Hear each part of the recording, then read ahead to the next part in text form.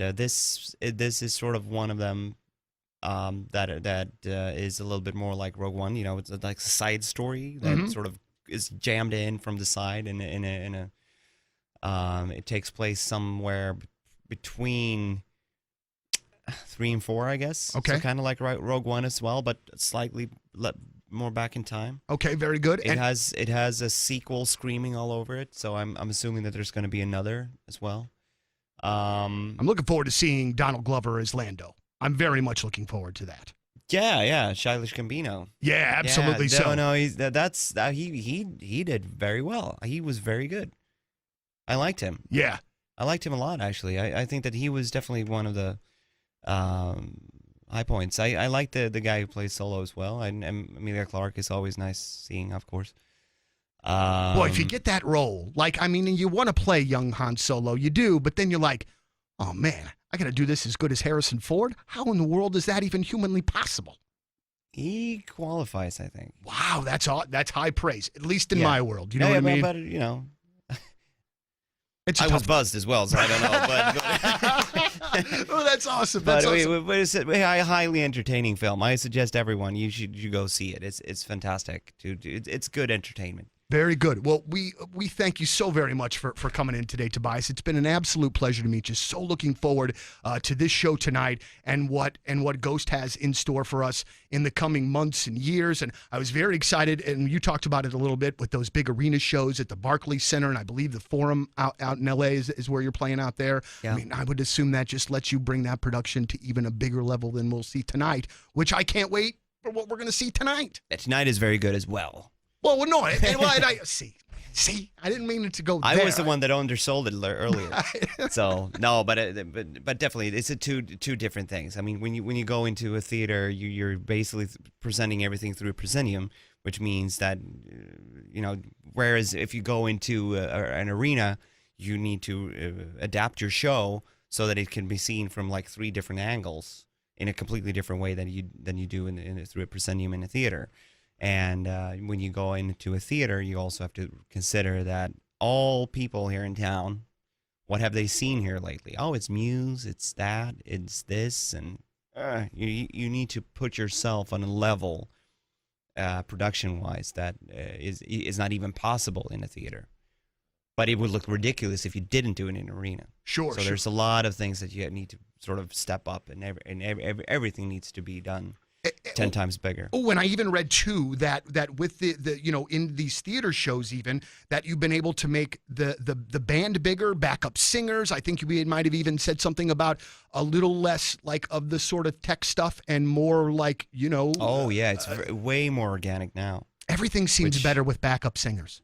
Oh, that is, I think, the major difference. If anyone saw us in the past and see us now, it's way more of an organic band, which is a big step up for me. And that was on my to-do list for many years. But it was having all of a sudden like 8 people in the band is definitely a stretch. Oh, that's a lot of folks. Well, a lot of people. Tobias, thank you so much. I appreciate it. New album from Ghost is out 1 week from today, called Prequel. Yes. All right, there we go. We got it. Tobias, thank you so much for your time. I appreciate it a lot. Thank you so much for having me. All right, great.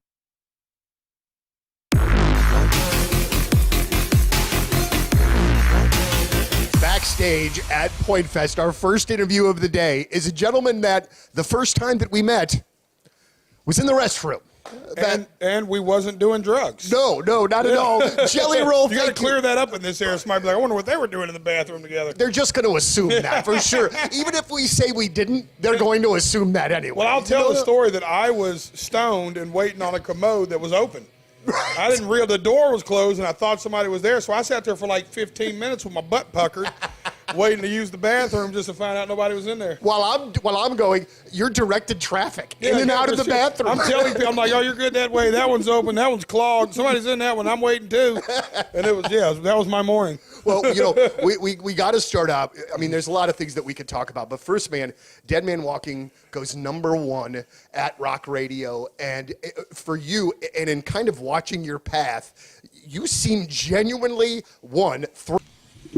Hey, good morning, everybody. Everybody, hello. Hi. Rafe, hello. Hello. Moon, hello. Best day of my life. Scott, hey, buddy. Word up, Learn. Thumbs up, everybody. Here we go.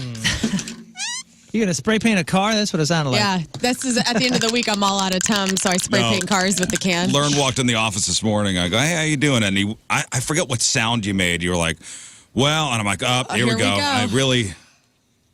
And I had nothing to report. No, I know.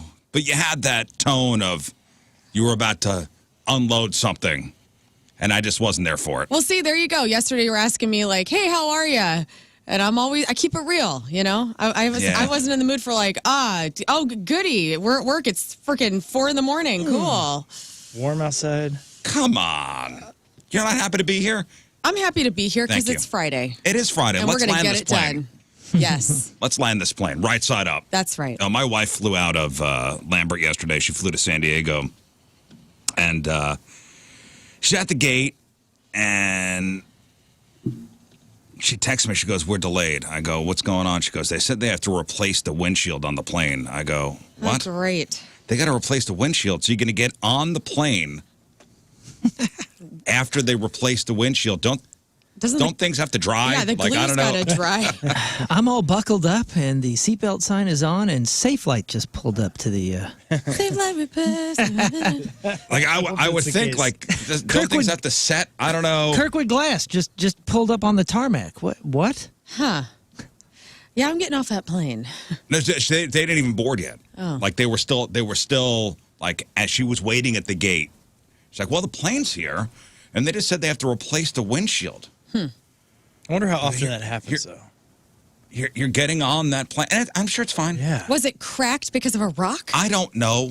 or bird? I don't know. I think the pilot wanted to tent it a little bit. They were following a dump truck. That's cool. Yeah, too close. Let's make it Yeah, cool you in should here. know better. Yeah, she was looking around, and people were kind of bugged out, and they actually wind up switching planes, Just much to the relief. Listen. load me up full of Zanzibars, okay? I can't deal. Zanzibars? Yeah, that's whenever you take the real full Monty Xanax. The Oh, I didn't know Zanzibars. that. Well, that's a Should we start tone. with positivity today, or should we start with the choose norm? Joy. Let's choose joy. Should we go with the norm? Norm. Should we go with the? Oh, dude, there's a. Let's dig a hole to get out of. Let's go, man. Let's go, dude. There was a story making the rounds this week about a mix-up at a fertility clinic. Did anybody read this story? No. Oh yes, I did. I did. Dude, this is brutal. Wrong seed went to the wrong flower. What are we talking about? I swear, babe. Oh, yeah. Yeah. Whoops. Oh. Oh. I mean, this is the headline for the "You Had One Job." Yeah. Oh, no. Yeah. Never thought about this. Like the person who actually goes and gets the specimen from the shelf or the incubator, wherever it's at, Yeah, it turns out to be an important job. and walks Labeling it to labeling things correctly, double checking things. before it goes in the baster. What are we doing? Right. Is the right batter going in the baster? That's right. So the headline is Woman Sues Fertility Clinic saying she gave birth to another patient's baby. And the way they figured it out is it's almost out of a comedy, Yeah. but being that it's real life, I mean, you really feel for, this woman's got a case. So this woman's name is Christina Murray. Mm-hmm. She got pregnant after undergoing in vitro fertilization. This was 2 years ago. Okay. And she was unaware of the mistake the fertility clinic made until she actually gave birth. Well, yeah. In your mind, what happened here? I feel like I know where this is headed. Where is this headed, Rafe? It's out of a comedy. I would say it's there's probably going to be an ethnicity mix-up. Yes. Mm-hmm. Yes. That is exactly what happened. Has to be something definitive at birth. It's the only thing I can think of. So she gave birth back in December of 2023. Mm-hmm. Healthy baby boy. But after seeing the baby, she's like, this baby is black. She's a white And woman? I am not. Okay. And Husband is not. the husband, I don't know if there's a husband or not. It's just a sperm donor in the story. Okay. I don't know. She's white. Sperm donor, white. Baby, black. Okay. So she says she later found out that doctors had transferred another patient's embryo instead of hers. Oh. So it was already fertilized. So it wasn't her embryo. It wasn't anything. It was So it wasn't her eggs. no. Okay, so yeah, so she okay, interesting. So they implanted. So I guess in vitro is that they fertilize the egg outside the body, right? And they implant the egg into. yes. She had someone else's baby. She had somebody else's Yeah, baby. two people's baby. Yeah, that's a problem. I was like, otherwise, this is pretty. Yeah, if it's just Who you cares? and If you didn't, if it wasn't like your baby. husband, Oh no, this is worse. if It's it not was even just her the wrong eggs. batter on a donor, like no biggie. But this is starting to get into like now you have someone else's baby that they've been trying to conceive. she's an indirect surrogate. Yes. Yeah, Okay. you know what the real freak out here is? I mean, obviously this is a freak out, but how many of these things have happened and not known? And and this was obvious because obviously it's a baby of a different race. Right. Sure. Like, I mean, there's a something obvious that happens here. But in the non-obvious scenarios, how many times does this happen and people have not known? What's the move here, too? Okay, well, she says regardless, she's going to raise the kid. I love her. Okay. So she gets. What about the other people, though? Okay, Right. now let's throw that into the mix. Yeah, where is their disappointment? That's They're unaware. Sure. And it didn't say that the other family was implanted with her eggs. Okay. I don't know anything about that. So she says, this Christina woman says she's going to raise the kid. She gave birth to the kid. She carried the kid to term. She's going to raise the kid. But she reported the mix-up to the fertility clinic like, hey, you guys really messed up here. So the fertility clinic then tracked down the other family and notified the baby's biological parents. Okay. Then they demanded custody. Oh, So this is no. over a year later. The baby is born. Okay, so baby's born in December of 2023. Right. She notifies the clinic. 5 months later, the family demands the kid back. And that's their blood. Well, you said Right? kid back. You demand the kid. Yeah. Because they never had the They kid. never had. well, they had the ingredients. Yeah, you but- own the embryo. Like those are. I have a lot of friends that have done IVF, It's and expensive, so too. it's expensive to keep Yeah. all of them, and those are your babies, and they're attached to all of your medical records. And stuff. Technically, that is their baby. Well, and what was going to happen was this other family was going to take her to court. Oh my! And she's like, I'm not going to win this case. I'm Yeah. not going to spend the money Well, for what will ultimately be a loss. And then, oh my God, this is terrible. so she gave the 5-month-old kid, Oh, the that one that she carried and carried, birthed. and raised for 5 months, and then gave it. Oh, the grief of that. Gave it over. Now she has filed a civil I was lawsuit going to say, against the she's fertility clinic. going to own the fertility Yeah. clinic. For She better. sure. Come on, man. Justice. Wow. The clinic, in a statement, says is an unprecedented error that resulted in an embryo transfer mix-up. It says the staff has adopted new safeguards to prevent similar mistakes from happening in the future.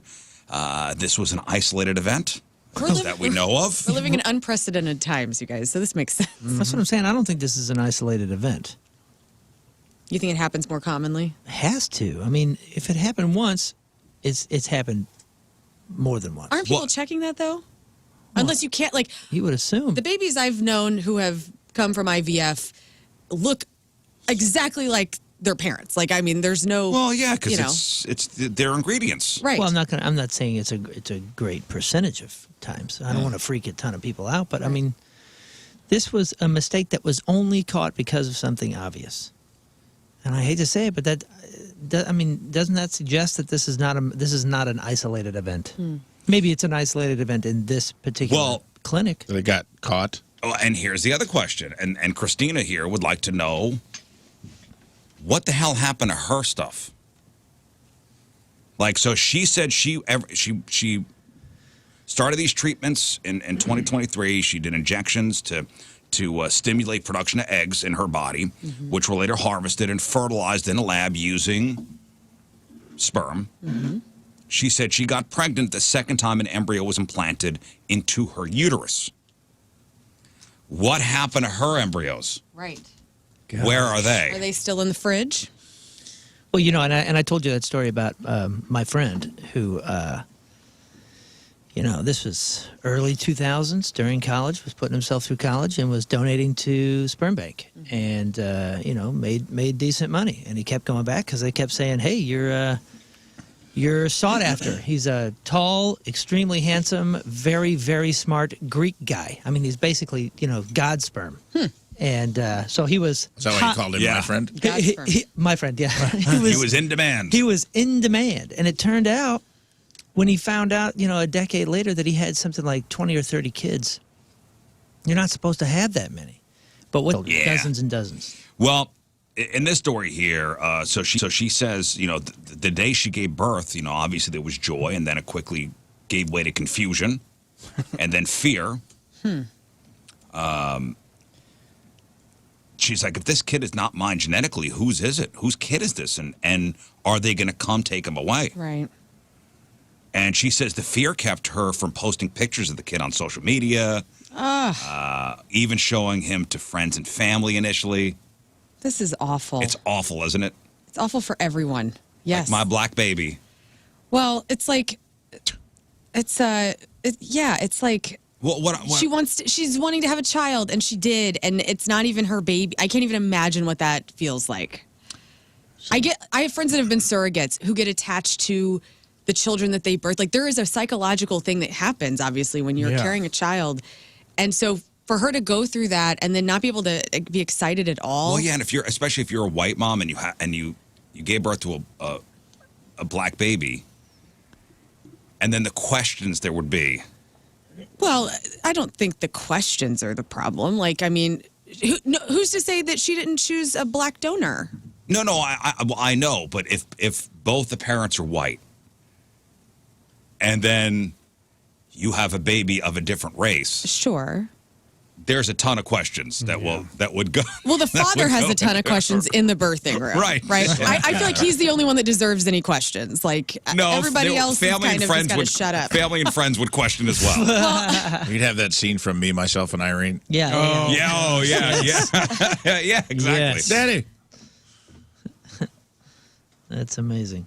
But, So, dude, you know what sucks is, like, I mean, life is so cool, and I don't, regardless of how you feel about this, like, there's a kid here now, and that's phenomenal. And being somebody that's been that's, you know, I've been adopted, being somebody that's adopted, like, every tiny little circumstance and decision and thing that had to happen, blah blah blah, put me here, and I'm thankful for that. and you I'm just so hope the thankful. kid is with a loving family, I just loving hope- parents. Yeah, I hope it works out like it's supposed to. And There's- the fact that, I mean, had he stayed with her, like, it's like a double Sounds like miracle. it would have been okay too, because she Yeah, it's seems to be a loving mother. Exactly, it's a Yeah, she double wanted miracle to have him. The fact that the IVF thing worked, and the fact that all the circumstances lined up, and he was here in a loving position. Like, what a cool thing. Even sadder, she told the story about having to go to a funeral.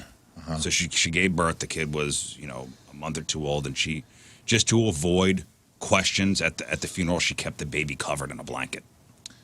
That's terrible. It's terrible. Had there not been another family, this is, you know, pretty much almost a victimless crime. You got a kid, you got a healthy baby, and, you know, had there not been another family, that she wouldn't have had to do all that. I would imagine You know, she could have paid a just been lot of like, money. hey, this I would is- imagine she paid a lot of money Yeah. for these Very treatments. expensive. Well, yeah, and somebody that sure, goes. dude. And then where's her stuff? Where's And her, 9 where are months of her carrying eggs? it. Well, that's what I'm saying. Somebody that goes to the process of IVF has struggled to get pregnant and do all these things, and, like, finally this thing has connected, and you're about to birth a baby, and I cannot It's everything imagine you want. You're excited. the absolute joy. I mean, everything Yeah. hits 100. You are Right. fine. You You're are full. making the case her lawyer is going to make in court. Yeah, you have, Pain you and have suffering. you have hit the goal, and then now you're being forced to give it away. That's Right. like I Traumatizing. can't imagine. Well, so when she told the clinic, and then the clinic then reached out to who the kid's parents really are, they were going to sue her for custody, and she was going to fight, and she actually went to a lawyer, and the lawyer's like, listen, you have 0 chance of winning this in court. Yeah.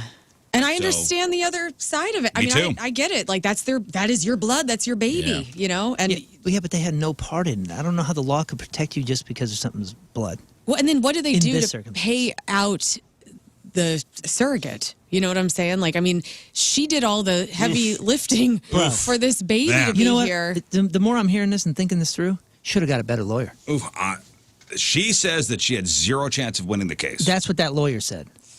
Not all lawyers are created equal. Whoa. Should have got a better lawyer. Because someone would take I don't that know, case man. and fight for you. Ah, They know also you're might going to have own been- half the city at some point. There might Go- have been a go- strategy thing here of like, if I'm cooperative, maybe I can be in the baby's life. But Go- if I fight, No and way. I take it all the way down to the wire. Go in front of a jury, go in front of a judge, and tell this story. Even on the surface. it depends on who. There's still legality It, stuff. it depends on whose perspective you're.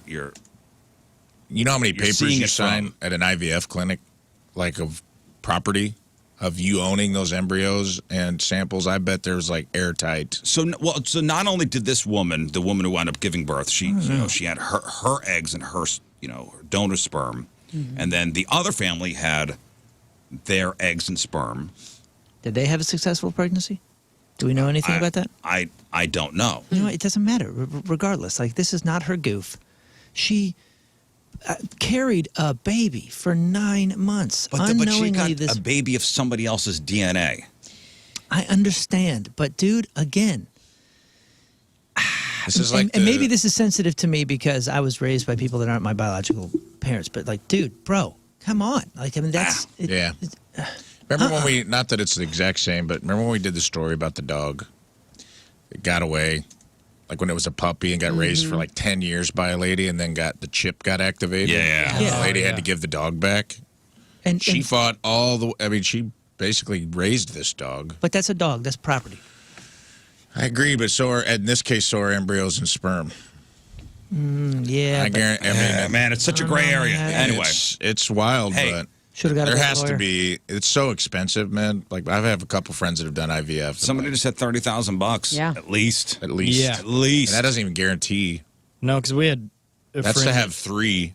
Like my friends did it, and to have 3 eggs, like viable pregnancies, 3 shots, 3 rolls. 3 of the shots dice. at it. It was like between 30 and 50K. That's just to do it. That's Well- not counting the cost of pregnancy. You still have to pay all the bills of being pregnant and all the Oh yeah. the Well, things that go with I'm that. sure this woman will get a little something from that fertility clinic. What were you going to say, Scott? I would say that Moon and I have a friend that they've been doing this for a while, and they had to do a second round now, and I think they might be going on their third. That's and it's just wild. It's crazy. such a testament to like how badly these people are just Yeah, I had a cousin that dying went to through be 3 parents. rounds unsuccessfully and then wound up getting pregnant. Yeah. Yeah. that's kind of Without how it. My friends that did it, Incredible. sometimes it wakes up the woman's body.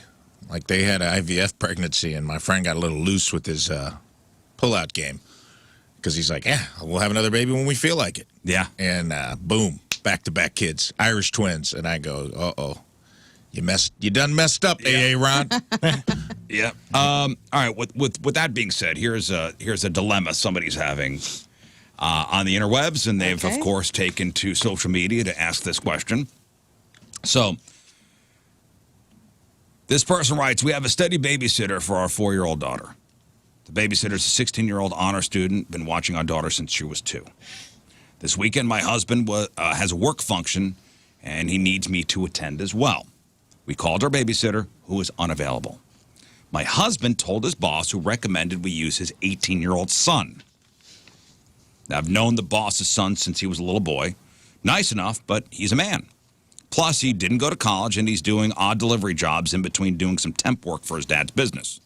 My husband says we have no other option, and this will work for 4 hours on a Saturday night. But I don't like the idea of having a wayward teenage man watching my daughter. What would he know about little girls, and how do I trust this man entirely with my baby? My husband says I'm being unfair and sexist, but am I wrong?" Has she not watched 3 Men and a Baby or Mr. Mom or what's the Hulk Hogan movie where he's the nanny? The nanny. The nanny. That won please an Oscar, right? turn these movies on and Ever seen Who's be the Boss, dog? aware Yeah, of the Tony men Maselli. that are great to babysit your babies. Yeah. Is she overreacting? No. Probably. Or yes, she's overreacting. Probably overreacting. My God. 4 hours on a Saturday. Just And somebody who where's- can dial the phone. Just watch these damn kids. Yeah, And your it's a- kid's not that special. Where's the guy from? Where's the babysitter from? It's the husband's boss's son. How old's the girl? 4. It'll be fine. So she can I don't know. she can go potty on her own. Right. That's really And it's for 4 hours on a Saturday. yeah, it's fine. The little girl will probably love that there's God, this was me. I had male babysitters when I was a kid. My parents were divorced and they would throw me around to all sorts of people in the town to watch me during work and after school and whatever. I loved it whenever like my friend Jenny's brother, Jason, got to watch me because it was so different than like all the girls, we'd watch like Back to the Future and, all these different things that we weren't watching with the girls. So Right. It was an entirely different experience. So, and I was in love with all of them, like you have that, the little boys usually have the female babysitters that they fall in love with, right? And that whole thing. Mm-hmm. I had that with the male babysitters I was just in love with all of them. I had a whole gaggle of kids. Like me and my other oldest cousin Lindsay would be in charge of all the Williams brood. They'd all go out and it would just be like cousin. I mean, it was like a little daycare we were running. But who watched you? I was the oldest and my dad was the oldest sibling. So I was kind of, The built-in. yeah, I don't remember. I mean, probably neighbors. I'd go over to like a neighbor's house I'd be home alone a lot too. And I kind of became the ad hoc babysitter. Well, I mean, not at like 4. The deal was like not at like 4 or 5 years old. I had some older cousins, I think, that watched me because I remember they lost me one time. Oh, nice. I went to pet a dog. You ever get found? Yeah, but it was a big deal. Like the whole town, it was a big deal. Like What? police were looking for me. For you? Where were you? I was in a Awesome. diaper. You were. I snuck off to. I remembered how 12, to you get said? to my aunt's house, and she had a little dog I wanted to pet. I guess I barely remember this, but my uncle took me to a softball game to watch him play softball and set me in the stands, and I just wandered off. Oh my God. My mom was pissed. I remember. I could imagine. It was like right when that movie Adam came out about the boy who got Oh, taken Adam in the- Walsh. Yeah, dude. My mom thought I was abducted, and I had just gone to pet a dog, What a which is very on brand. A horrible timing for that movie and Rafe gone missing. Yeah. I was gone for like quite a while, like a few hours. The whole That's the My uncle was America's shook. Most Wanted guy's kid, Adam Walsh. yeah. So I had a couple of cousins. Couple of older female cousins that were like second cousins that would watch me sometimes. I remember like Teresa and Tracy. Who watched you when you were a kid, Moon? Man, it was a variety, a myriad of people. Some of the older, teenagers from church or something that my parents knew, like Yeah. my parents' friends' kids. It was typically them. Couple guys, mostly gals though. And Because I you're can right. picture your parents hit the town all the time, man. Oh yeah, all the time. No, it was like once a quarter they would have bridge elsewhere. You know what I mean? It was like their church bridge group.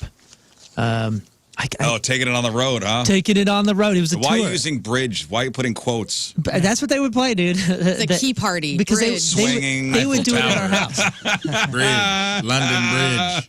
They would do it. Oh my God! That's her winning bridge. Everybody would have bridge. Oh ma. Sorry, Ma.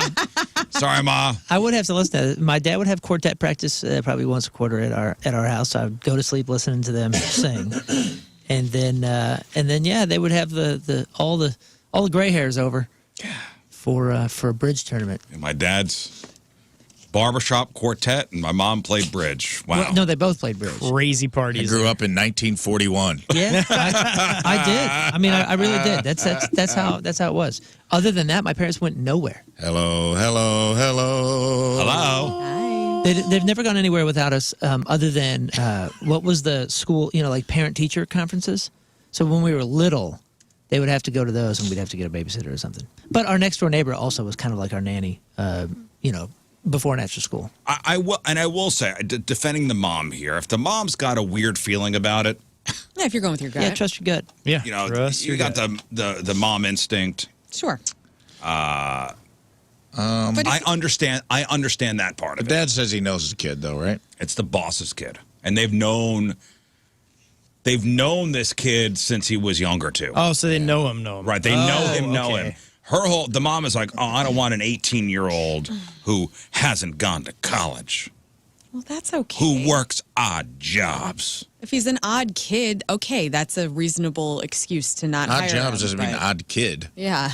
He's just, if he's hustling. She It's a says little odd sexist. delivery jobs. Yeah, she seems a bit over the top. It's a little sexist. It could It be is a little- wise it's very because she may sexist. know him. You Because know. they'll let a high school. I mean, I know a lot of girls clearing money at 8th grade babysitting. Like they never had a job, let alone odd jobs. But it doesn't bother. It's like that maternal thing. Like you just kind of assume it's built in, which is also sexist. I'm imagining just this woman being incorrigible. Like, I'm sure the husband's like, oh, God, here we go. Here we go. Yeah. If it was a boss's daughter who didn't go to college and had odd jobs, I don't think she would. She have would a have problem. no. Right. It just sucks, dude, because as a parent, it's so hard as a parent because let's say it's 1%. There's a 1% chance something could happen. You play the stats and you're like, oh, 1% is near nothing. But then at the same time, you're like, there's still a chance, There's still a that chance. and of something course could you would happen do- to my child. Right, you would do anything to protect your kid, of course. Right, and all this stuff. I mean, we're product of the 70s and 80s, right? So, and what happens? Like, by the time we hit 30s and 40s, we start finding out that a lot of us went through some pretty gnarly stuff as a kid that we would Yeah, not but be okay with our kids. You doing. also you don't want to be such a friggin' helicopter parent. Exactly. You got to let your kid live a little bit. But that's what I'm saying. Like, it's just There's a fine line. when you break it down and you have to make the decision and you got a gut feeling that sucks, even if it's a 1% chance, you're just like, why would I ever be Scott- okay with any chance? Do you remember as a kid who watched you? Yeah, we had a few different. You got an older sister. yeah, too. 2 years older than me. You're So a really smart pig. yeah, no, she's 2 years older than me. So pretty much by the time she was probably 7 or 8, she was the primary babysitter. Yep. But we'd have some friends from church do it every once in a while. Down They at babysit us. Shelbana, and we then- had the babysitting pig. But the best one Yeah. was this guy that that. he knew was. how to open the fridge and bring us Capri Suns. That's right. No, this guy, he worked at a daycare that my mom worked at, and he was a trustworthy fellow, all that kind of stuff, and he would babysit us every once in a while, but then he ended up getting shot and killed in a home invasion. What? He fell in love with the news anchor, tried to get her, and This we're took like, a well, wild that guy turn. had a Fell in love key with to the her news house. anchor. I'm sorry, what? what? It's wait, And you left out so many details. like Wait, was what? he in the This is- home or you know what this was he is? the invader? Was the husband is- of the was invaded. meteorologist the This is guy that King's killed Home him? invasion. Yeah, he He's invaded. teasing. He invaded a home and was shot and Yeah, killed. yeah. And he was your babysitter? He had babysit us a couple of times. That's why you're such an outlaw, dude. yeah. So the trustworthy guy. Oh yeah, he's trustworthy. That's why I'm like that. I don't Invaded think a I'll ever home. have a guy babysitting any of our Because kids. he became so. obsessed with a news anchor. And she shot Hey, him. we've been there, right? Steve Templeton, this show is obsessed. Yeah. Whoa, tell No, us her more. boyfriend Rennie was Knott. in there in the room at the time, and he opened up the door, and they got into an Do altercation. we have a name? Is there a... I'm not going to say any names. No. Well, just email at us. We man's wanna, a I want to mystery read the over here. story. That's No got to be name a drop. story. Had to have been a... Come on, man. That had to have been a story Well, the that main was reason- covered in the news. He's not going to be offended. I know he won't. I can't say his names because I can't remember his first That's name. okay. That's good. Witness protection. There won't be any pal. That's names. I remember what he because looks like, I've, though. Repressed the memory. Yeah. Speaking of memory, I do have a vivid memory. I don't have that many memories about babysitters being there, but I do have one where He did. Scott and I were together. It was at our mutual cousin's house, and for some reason, everybody went out and did something. They probably went to Clapper's Steakhouse in Shelbina, and there was a babysitter there, and she didn't do nothing. So basically, our oldest cousin ran the house. Yeah. And put on Little dictators, right? That is where I saw Friday the 13th the Yep. first time. Scared me to death, and he also showed us Dirty Harry. Nice. So it was like bad movies that we were never supposed to watch. You know, he was like, "Let me put this on. Let me put this on." Was this I'm going to Shelbina? pivot back to this murder. Springfield? Yeah.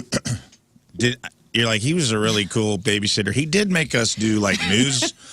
He did make us put on suits and do newscasts. Now that I think about it. I like that the Rizzuto Show Detective Agency is hard at work over there. Dude, trying to everybody- dig I'm this trying. out. I'm all Googling scrambling. stuff. I'll find. I'll have my mom send me all the. He did info. make us do both 5 o'clock and 6 o'clock newscasts in our playroom.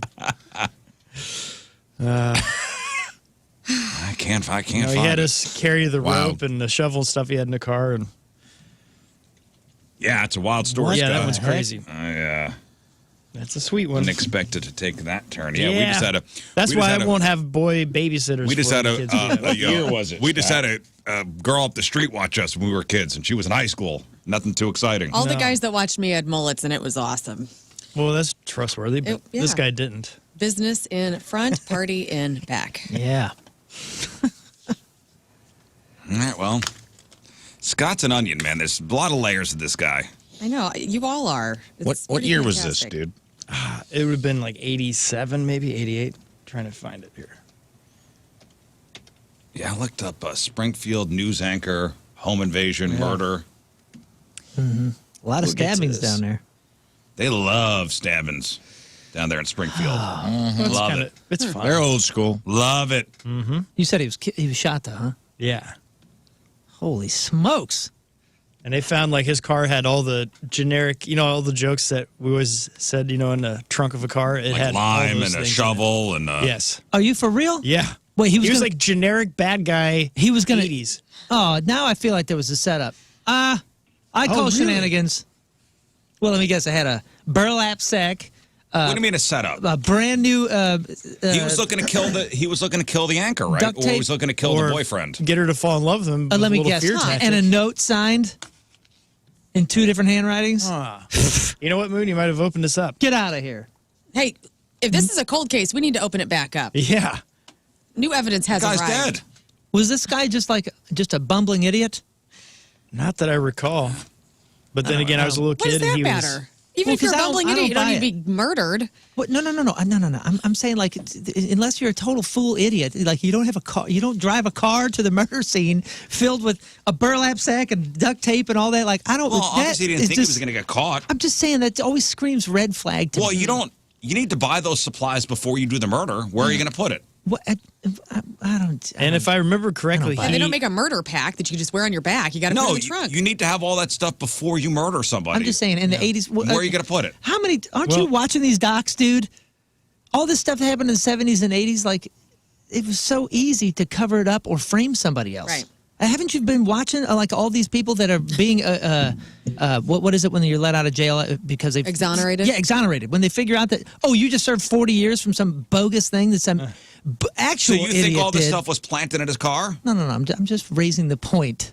Conspiracy. You're saying why would he have all this stuff in his car, and then Listen, Get like a caught. cliche? I'm thinking this through, and in this particular case, if this guy was in some other person's house and was killed in there, okay, maybe. But Maybe he's like Jesse James and he just typed his name into the wall with bullets, which I feel like is such a great thing that the crime. Maybe it was a love people used to triangle do. Second gone time you've wrong. referenced that in a week. I have a feeling I that miss I think it. I I'm just discovering wish a it. fantasy of Lauren's is to shoot her name in a wall It somewhere. is. That's on my bucket list. I just want to shoot my name into a wall after I've stolen Sign something. it. You'll never catch me, Shane. Baby And then face. You'll never know it was us. She wants a big cigar hanging out of her mouth and one of those newsboy caps. and I want Rambo arms. Oh, dude, Back you to want a calling card like the sticky bandits? Yes. The wet bandits. She just wants to shoot learn in cursive. Yeah, ask your mother what the name of the guy was. I gotta know, dude. Hey guys, today is a Happy Language Day, so Happy Language Day. to Ooh, everyone. only happy language only. No Or foul. Technically, International Mother Language Day. It's been celebrated since the 1970s.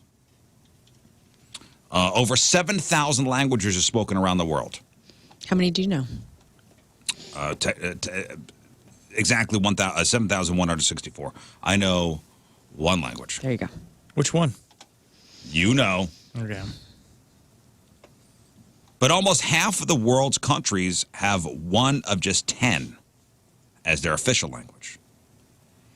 So Babbel, that app, right, that helps you learn. Is it an app or is it a whatever program? Babbel. Both, I think. They looked at how many native speakers there are for each language. So just people from places where it's the official language. So can you guess what number one is? Can you name the most spoken language in the world? Spanish. Yeah, for sure. And you're wrong. Really? Chinese? It'd be Is it English? Mandarin. Is it Mandarin? Spanish, there's 486 million Spanish speakers. It's the official language of Spain, Mexico, and most of South America. Probably English because English everybody is third. speaks English. Really? Chinese Okay. Mandarin. Well, no. So remember, this is just people from places I see. where it's the Okay. official language. It is Chinese, more specifically Mandarin. Because there's so many. people. 1.3 billion native speakers of Chinese. I tried to learn it one time, man. That is such a hard language. But just saying Chinese lumps a bunch of dialects together. So it's 900 million speak Mandarin. it's the most. There was, when I got out of college, there was a website called firehousered.com that if you had like a advertising mass comm degree or whatever, if you could speak fluent Mandarin, there were 6-figure jobs. They didn't care if you had it. Right. They're like, we'll teach you. They do so much business, and it was such a sign of cultural respect if you could speak Mandarin. There was so much business being done in China that if you could speak fluent Mandarin, you automatically would get hired Yeah. at these companies That's making awesome. like $200K. Yep. Dude, All right, out of I heard college. that too. With a mass comm degree, which is unheard of. I had a friend, grew up here in South County, and this dude in high school took a Mandarin class and was like, "Oh, I think I love these languages." So then he took a whole bunch of French. This is just in high school. Then he went to France, and in France went to a French university, and through obviously, when you're there, you're learning now in French. Got a degree, learned Japanese, and moved to Japan and worked as a businessman. So it's Mandarin Chinese as the official, native language, native speakers. But if you look at like English as a second language, like lump all that in, English is number one. Yeah. The interesting thing is when I would hang with him in Japan, he would speak English in Japanese, and what I mean is like Like Steve With an Carell. accent. no, like his, How do you say? no, How do you say? no, like You his, look radiant tonight. no, like his thoughts. Like the reason that those languages are so hard to pick up, but actually fairly easy to learn once you like break a couple barriers, is because the sentence structure is so different. Like we know Spanish is a little bit different. Like Well, the adjective is after The instead of before. thing that's hard about Mandarin, and I don't know if it's all Asian languages, is it's tonal. So the same word can mean different things depending on the tone of your voice. And that was, I tried to learn it in Rosetta Stone. It was so hard, dude, because it would be like the same phrase could mean, if you went up at the end, could mean, can I borrow a pencil? And if you went down at the end, could be your mom's a hoe bag. Yeah. And you could insult somebody or just say something that's, not even close to what you intended. And it would be, there were 3 tones, so that each like inflection, or you could say a word and it could mean 3 different things depending on your tone. And it's very subtle. So it was like, it just like my brain could not grab a hold of it. All right. So I tried. Chinese, Spanish, English. Can you give me the next one? Italian? Italian is not in the top 10. Probably let's go French. French is not in the top 10. Okay. Portuguese. Yeah. Portuguese number 7. Ah, yes. Good guess. Brazil's so big. Portuguese Portugal is is a huge 7th. country. Arabic is 4th. Oh yeah. Where's Pig Latin at on? Not on here. Hindi, Oh, that. most spoken language in India, is as 5th. Wow, I thought that'd be higher. Bengali, which is spoken in parts of India and Bangladesh, is 6th. More than French, huh? Portuguese, So then many more people. Russian is 8th. Japanese, and then a language called Landa, which is spoken in India and Pakistan. Russian is also a pretty difficult language to learn. As you know, Rafe and I live with 2 people who speak Russian. Yeah. French, I just thought would be a little bit higher because of all the territories, but I guess they're pretty small. No, well, if you total worldwide, so it's English number 1, Mandarin, Hindi, Spanish, Arabic, and then French, as far as like a second language goes, or Because I think they have almost 400 million French speakers across the globe, something like that. well, And- happy language to everybody. And English is, even though there's not a lot of fluency in most parts of the world, like you go to Tokyo, obviously Singapore, it's the national language. I mean, there's a lot of places where they know just the basics, Right. where they kind of need to, especially as far as commerce. You go to Hong Kong, you go to Tokyo, you can find your way around. Well, okay, so Yeah, but that's American imperialism. And it's like we expect people to speak English in other places we go, and Yeah, they right. do. And they do. And thank you Because for they wanna- accommodating. because they're gonna get you money. Well, they want our money. Well, speaking of that, I think that's just a smart way to approach global commerce. I agree, but I'm saying like when you travel abroad, we kind of we're the only country that expects other countries to accommodate our language. I don't think anyone comes here expecting us to speak French or Mandarin. Like, they come prepared to translate. It's just like a little arrogant.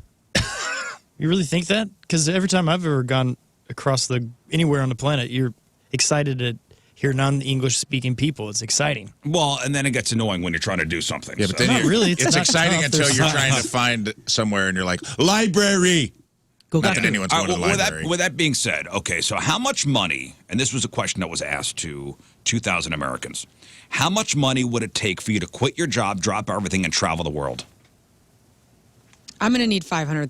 $500,000. How long am I traveling the world?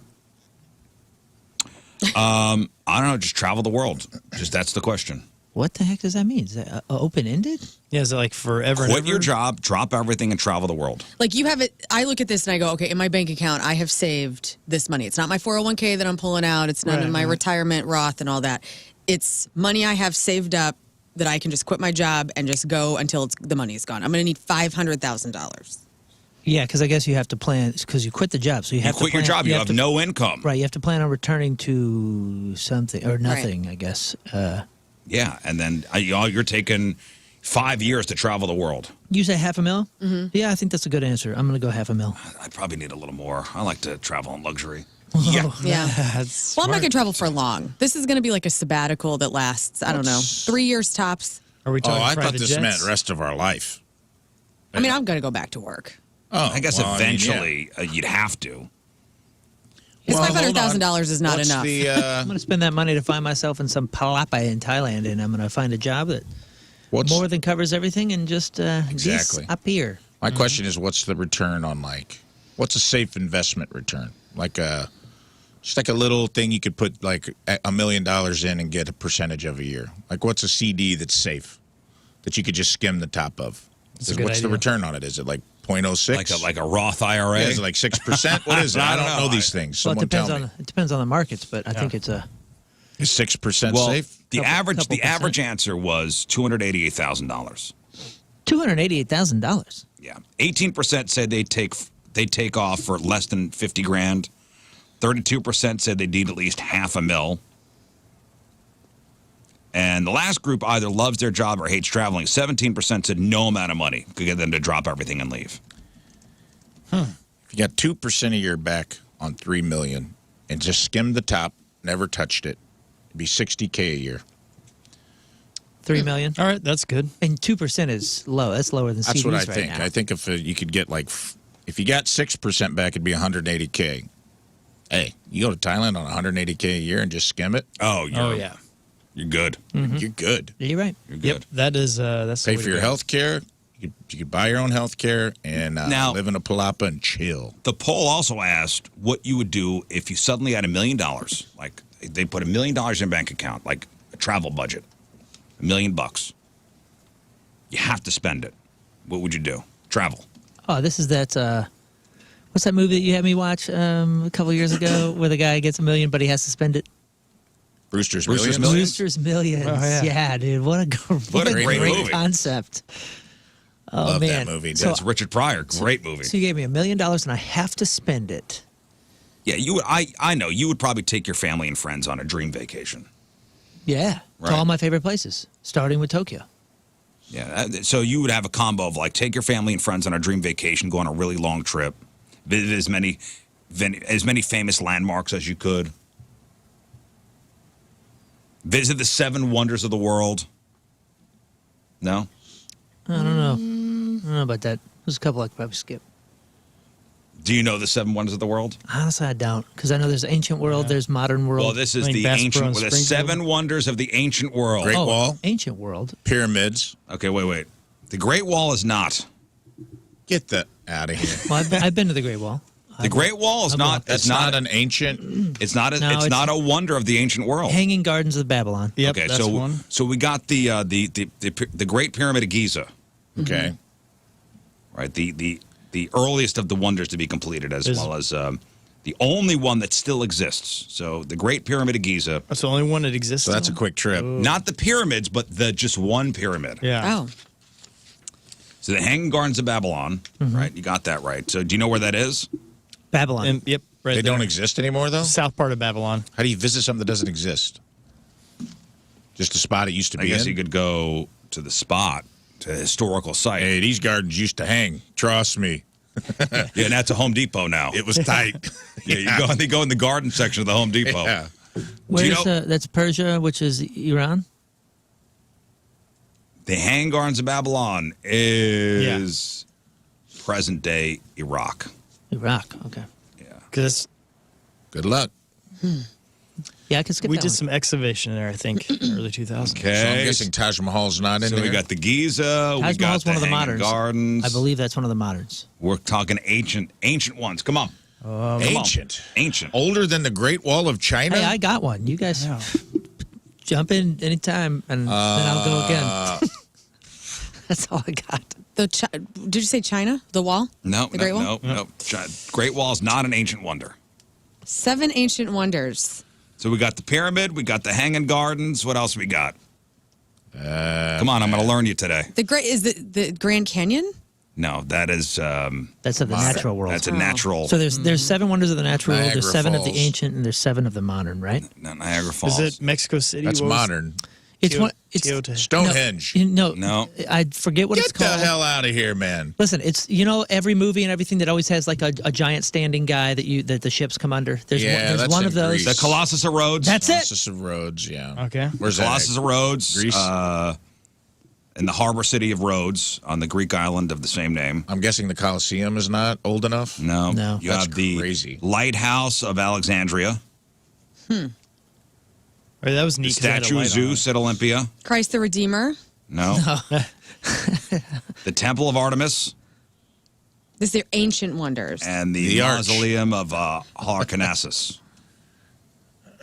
The And how many of these still stand? It's just the One. feet of the one guy, right? There's only one that still is there. Is the Great Pyramid. Christ the Redeemer is super cool. I've been there. The big statue guy, though. The feet still It's around? new, right? But So yeah, but ancient. The statue that's of one of the Zeus 7 wonders of the meat or world. Colossus of Rhodes. Colossus of Rhodes. Is there any part of it left? Is it like just the feet? I don't think there's I anything. don't think there's anything left of it. Let's look that up. Oh. Well, they didn't take very good care of the wonders of the world. This doesn't bode well for our future No. if history repeats itself. Let's see. The Colossus of Rhodes. It's RHODES. Rhodes. That's a cool name. Roads. I thought maybe the venture off Tesson Roads. Ferry. All right. So we want to talk about old stuff? Yeah. Let's talk about old stuff. I got a little game. Okay. Oh, it's only 108 feet high. And there's a foot still. Amateur. Still Is there, afoot. is there a foot still? Yep. That's what it shows. At least this picture is showing it. Okay. A photograph? Yeah. Okay, this is the stone foundation and partially reconstructed temple ruins at the apex of the Acropolis of Rhodes. And All right. it looks like this. Let's play a little game. I'd like to go to stuff Oh, that's still where the there. Temple of Rhodes? Where we're going, we don't need roads. Oh, Colossus of Rhodes? Yeah. Wow. Imagine flying around the world to go see that. It's a pile of rocks. Hey, cool, man. 3 pillars and a couple Legos. Cool. Nice. You know what? Sponsored by Rawlings. That Cost reminds me me 10 grand. when Tim and I went to New Orleans and we stayed in an Airbnb and we were out looking for Banksy art because there's a couple down there. And we were staying right across the street from a really old, torn down Banksy that nobody knows exists. And it looks essentially like that, just completely Yeah. broken down, looks like a trash wall. Yeah. You would have never known that there's some art there. I just saw it. Crazy. Guy was selling real Banksies, like on the streets of New York, for $60 a piece, and people didn't know. He was just like selling That's real amazing. Banksy works, and people like tourists were buying them for like $60, and they were all worth $20,000 to $40,000 a Whoa. piece. I love that. One lady bought 6. Oh, nice. She was Good investment. decorating like an apartment, And it was real. and they were real. That's It was real. sweet. And they didn't find out till they got home. All right, so we're going to play a game. The game is called What Came First. Okay.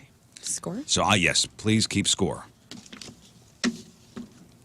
There's 4 of you guys, so... Hey, just so my mind can get settled. Did you say the rest of the 7 wonders? I did. Oh, okay. I didn't hear it. Library. No, I don't need it. I just like it's not gonna It's not the gonna great, sink in. Great Mike Pyramid. Telania's, Charlie Gito's on the hill. I'm sure I've heard these before. They Arch. didn't stick them. AB Brewery. They're not going to stick now. City Museum. Great Pyramid of Giza, Colossus of Rhodes, Hanging Gardens of Babylon, the Lighthouse of Alexandria, the Mausoleum of Halicarnassus, And Blueberry Hill. I don't know. Statue of Library. Zeus, and Temple of Artemis. Wow. Three of And them. Hogwarts. Dummies. Okay, Sorry. I'm going to give you two things. You tell me what came first, Okay. and we'll start with Moon. Got this. What came first? The Hunger Games movie or DoorDash? Oh, Good luck. oh my goodness. What came first, the Hunger Games movies or DoorDash? Show me Hunger Games. Yep. Point for Moon. Yeah, baby. Hunger Games 2012, DoorDash 2013. DoorDash was the answer to the Hunger Games. Yeah. Learn what came first, Airbnb or Peloton? Airbnb. Nice. 2008 for Airbnb, Peloton 2012. Rafe, And Airbnb seems like it's been around longer than 08 to me. what came first, Rafe? Avengers Endgame the movie Okay? or the app Bumble? Bumble. Bumble Dang, you guys 2014, are good. Avengers You are so Endgame good. 2019. Scott, keep it I going. will. No way pressure. I can mess it up. Scott, what came first, TikTok or the Frozen movie? TikTok or the Frozen? Give me Frozen movie. Yes. Yeah, Right. dude. 13. Points Feeling it. across the Right. board. 2016. This game my can TikTok suck it. stuff. Feeling great. All right. Moon, what Yes. came first, Tinder or Moana the movie? Tender. Tinder 2012, Moana 2016. That is exciting. Learn Moana what the came cartoon. first, Spotify or Zoom? Oh no. Show me Spotify. Spotify 2008, Zoom 2011. Let's Rafe. go. Pressure's on. Rafe, what came first, the movie Avatar God. or the first Android phone? Oh, man. First Android. Yes. Wow. Nice. Android So good. 08, Avatar 09. Scott, Yes. Yeah, what that was a came close one. first, the Wendy's Frosty or the McDonald's Big Mac? That's a great. You better great get this right. one. No, but see here. I'm gonna say it's the. Oh boy, this one's a toughie. I'm gonna go with Frosty. Show me Frosty. Streak is broken. Frosty 1969, Big Mac 1968. Yeah. Oh, buddy, I would have That's- gone Frosty too. Yeah. That's a close one. Seemed We're like getting 1 year apart now. Oh yeah. I was Listen, with you. I This didn't game's say, tough. I didn't say this is going to be easy. All right, Moon. What came first, email or the cell phone? Both were way before you think they were invented. Oh man. That's right. I know the answer according to Saved by the Bell. Yeah, Saved by the Bell would say the phone, but you know what? I'm gonna go with the one that's less likely to win. Let's say email. Show me email. Email. Yes. Email 1971. Cell phone 73. Dang, dude. AOL. Learn. What? What came first, the first episode of The Simpsons or the first episode of Seinfeld? Simpsons. Yeah. Show me Simpsons. No! I thought that was so obvious. Seinfeld premiered July of 1989. The Simpsons December of 19. Oh, you butt. So you're What not a including butthole. Tracy then. No. Okay, The first okay. episode of The Dude, Simpsons. that seems That not is- possible. Well, it's Tracy Ullman was 88, right? Hey, we're with you. We all got that wrong. 'Cause Yeah. That's I absurd. object. It's 6 months? You dork. Yeah, you're Rafe, Yeah. what came first, Facebook or monster. YouTube? Oof. Yo, come on. This is an easy one. Facebook or YouTube? It's always easy when you're not the one answering. No, it is. It is. Yeah, it's super Because easy. one had like a definite year, and you know it. It's with one of those. Come on. And the other one had a movie my about it by hints. that point. Facebook. Facebook came first. 04. know. YouTube 05. I was thought worried YouTube it was going to be 07. like a trick question because it didn't start as you could only remember when you could only be in Facebook College. if you were in college. Yeah, you had to have Oh, a. I couldn't remember if the- it was called that was something the else. Facebook. Right. You had to have a .edu. And before that, it was Face. What was it? When it was Face just plant. hot people. Hot or Face- not. Yeah, it started as like Hot or Not or something. I was trying to figure out if there was like a trick in there. So Did you guys ever have a sidekick? All the bands back then were, No, I didn't have a were No, I wasn't rich. they was telling us to get sidekicks. Like, oh, bro, are you on a Friendster? I remember Chris from Salesman was like really into Friendster. Was having like, everybody, you I need to be know on of Friendster, it. bro. I know of it. All right, Scott, Yes. what came first, Disneyland or the Super Bowl? Wow. Let's see here. Because Disneyland would have been it's pretty close time frame. Disneyland or the Super Bowl? What came first? Give me a Super Bowl. Disneyland was I what, thought that was gonna be 53 or 55. 55? only been And like Super Bowl 60 was Super Bowls. 67. Oh, Well, I guess Disneyland 55, Super Bowl 67. Moon, what came first, Amazon or Google? well, let's see. Amazon was out of his garage in like 97 or 98. Man, I feel like, yeah, I'm going to say Amazon. Amazon 94, Google 98. This man knows his time. Learn, what came first, the cheeseburger or sliced bread? Sliced bread. Damn it! I was so confident. Cheeseburger 24, sliced bread 28. What do you mean? Took you back to the The 20s. future? 19 what? You're getting hard ones. 1924. 1924 for the cheeseburger. People weren't. 1928. How do you think you had a cheeseburger? Did you guys sliced. slice up some bread? What are we talking about right now? He's talking about like, because they used to come in loaves or buns. Yeah, And then there was like, the loaf came sliced. you buy sliced the loaf bread. came sliced.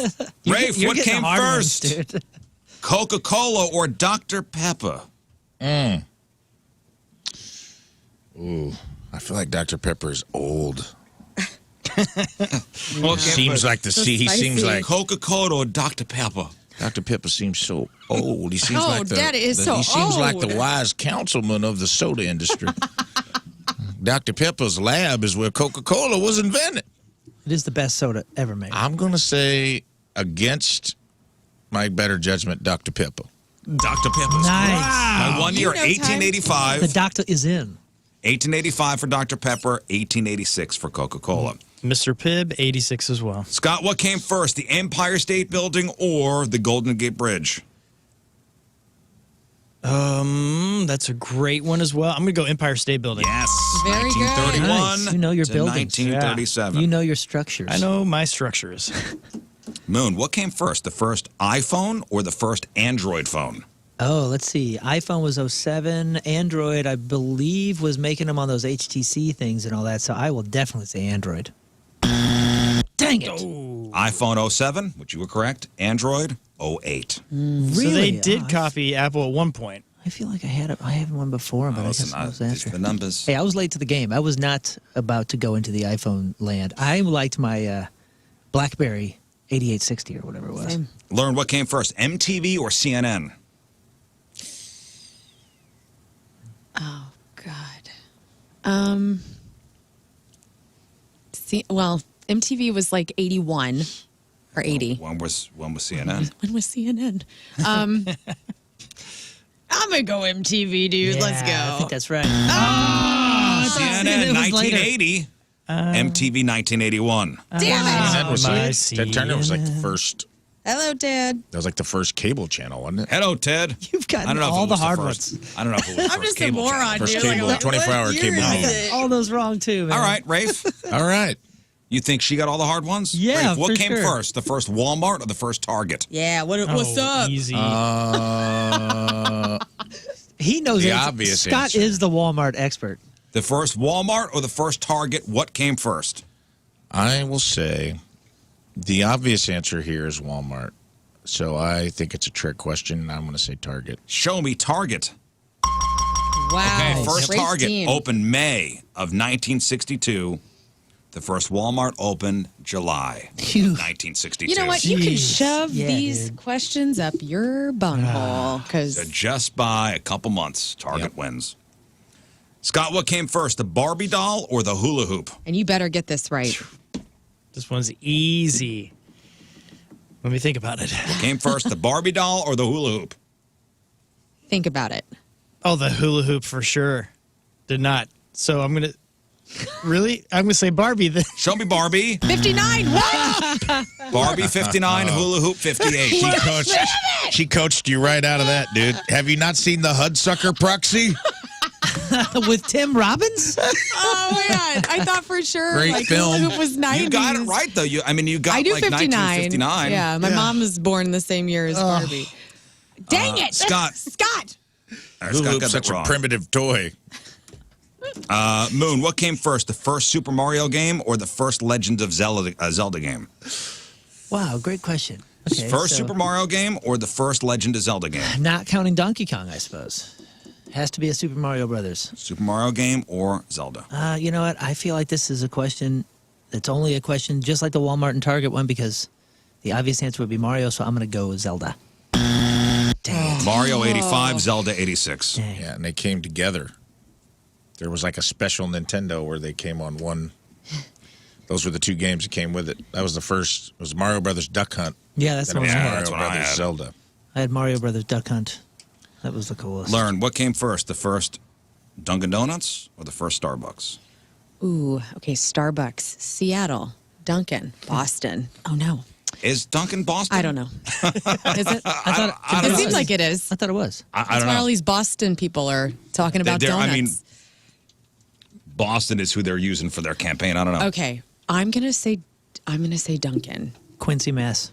Oh, okay. Dang. So Dunkin' Show me came Dunkin'. first. Show me Dunkin'. Yes. Yes. Oh. Dunkin' 1950. Quincy, Mass. Starbucks 1971. Where's Quincy, Massachusetts? Is that Duncan? I mean, is that Boston? Probably. That'd be I think Dunkin'. The state's small enough. I think it's all. Rafe, what came first, the Mona Lisa or the Sistine Chapel ceiling? Who lived first? Leonardo or Michelangelo? Leonardo's the first Ninja Turtle. Work it out. If I base Work it, it off out. If I base it off of Leonardo was considered the father of the Renaissance, Michelangelo and Raphael came later, Donatello even later than that. I'm going to say the Mona Lisa. Mona Lisa, yes. Nice. That is so cool. 1503 to the Sistine Chapels, 1508. I'm related to the Mona Lisa. I found out this year. Nope. Okay. Back to you. To the frame, to the lady. To the lady. To the parchment. Her last Scott? name is Gherardini, and as is my lineage. Wow, I like their chocolates. Yes, Name's very Gary good. Dini. Scott, what came first, the first Harry Potter book or the first Game of Thrones book?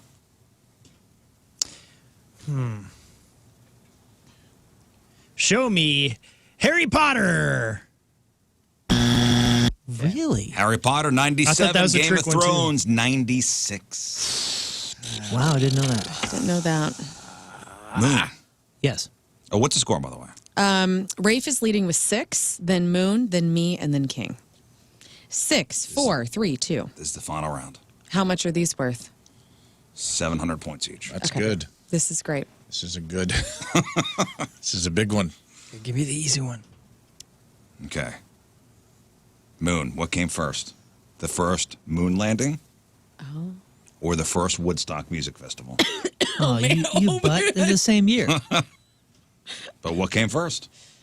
I want to say one was in the summer and the other was in the summer. You butt, dude. No. Oh, it's a tough one. This is big time. Moon landing or the first Woodstock? Also, if you don't get this right, you can't be called Moon anymore. Yeah. You're right. Yeah, be We called- got to change your name. Well, then I'm going with moon landing. Show me moon landing. Whoa! Moon landing, July of 1969. Woodstock, August Yes. of Yes. 1969. What a year. It's weird because if you look at the footage, the moon landing footage feels way older. Like I've seen like Woodstock's tapes, and I'm like, that looks cool. You know, it looks like it's from the. Because one was in space. I get that, but I'm talking even like And the one news was in anchors. upstate New York. I'm talking about even like the news One was anchors. staged in Okay, Kubrick's all right, listen, basement. Oh, you think it was in space, dude? I know. All right. Learn. Yeah. What came first? The first Netflix DVD rental or the first Google search? Oh, show me the Google search. So I'm going to say it again. The first Netflix DVD rental Yeah. or the first Google search? Google search. Show me Google search. What are we talking about right now? What do you mean? The first Netflix DVD rental was March of 1998. The first Google search was September of 1998. You got him backwards. You were thinking. Thumbs. Okay, Rafe, what came first? The first Spider-Man comic or the first X-Men comic? X-Men comic came out in the 60s because it was reflective of the civil rights era struggles. I believe Spider-Man existed before that, so I'm going to say, and this might be the first one I get wrong, but I'm going to say Spider-Man. Spider-Man came first. Wow. Spider-Man 1962, X-Men 1963. Scott, what came first? The first Pac-Man game or the first Tetris game? Because I think both were in arcades. Show me Pac-Man. Yes. Yeah. Show me Pac-Man. 1980, man. Tetris Take it. 1984. Okay, one final one. This is an all play. Okay. Wow. Everybody will Because write there's a their clear answers winner. down. Okay, writing her name. And this last one is worth Oh, 5 billion points. I love this. Okay. Here I thought I was out to a big lead. What came first? The first Taco Bell or the first Subway?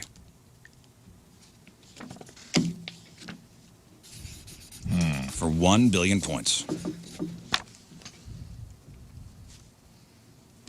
Does everybody have their answer? Yep. Yes. I will start with Learn. Show me Subway. Learn says Subway. Moon? I too say Subway. Moon says Subway.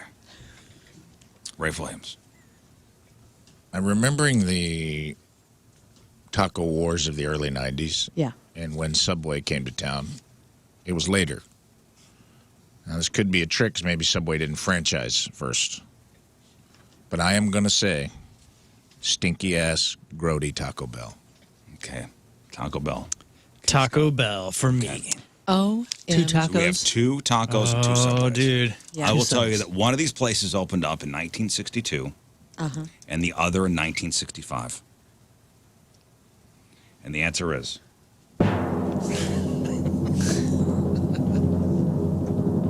Which came first, Taco Bell, Subway? How many? Taco Bell! Yeah!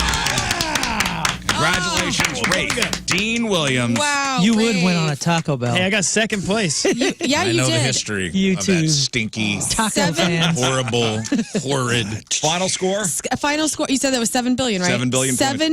7,706 points to Rafe Dean. Nice. 7,703 points to King. Good game. Nice. Moon at 705 points and Learn at 3. Cool, guys. Excellent. Good job, everybody. Cool, guys. I like those numbers. All right, Teamers Remember the Day is brought to us by Hot Shots Sports Bar and Grill, celebrating 35 years of Hot Shots with a new daily featured menu item every day, all February long. From Hazelwood, Missouri, Brandon Higgins. Yeah, is our- Brandon. Higgy, we're going to call him? Yeah, Higgy. Higgy. Cool nickname. Higgy. Higgy is a huge fan of the Riz Show and tunes in every morning with his wife, who's also a Team Riz member. Loves how the show works together to provide laughs to their fans and often gets a majority of his news from here. That's sad. That's very sad.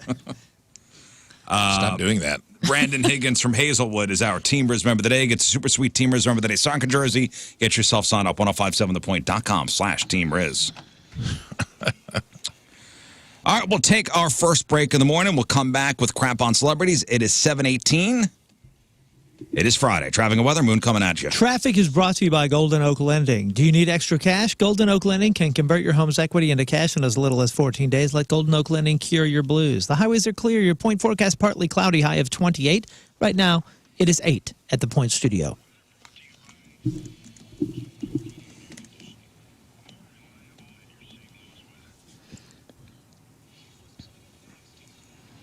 All right, Lauren, what do you got for us? We are slowly climbing out of the girl hole, y'all. I'm excited. Maury taps out, new movies and some Bond news, and which male celebrity would America not mind being stuck in an elevator with? All right, we got that. We got your crappy birthdays. We got the porno birthday and extremely smart celebrities.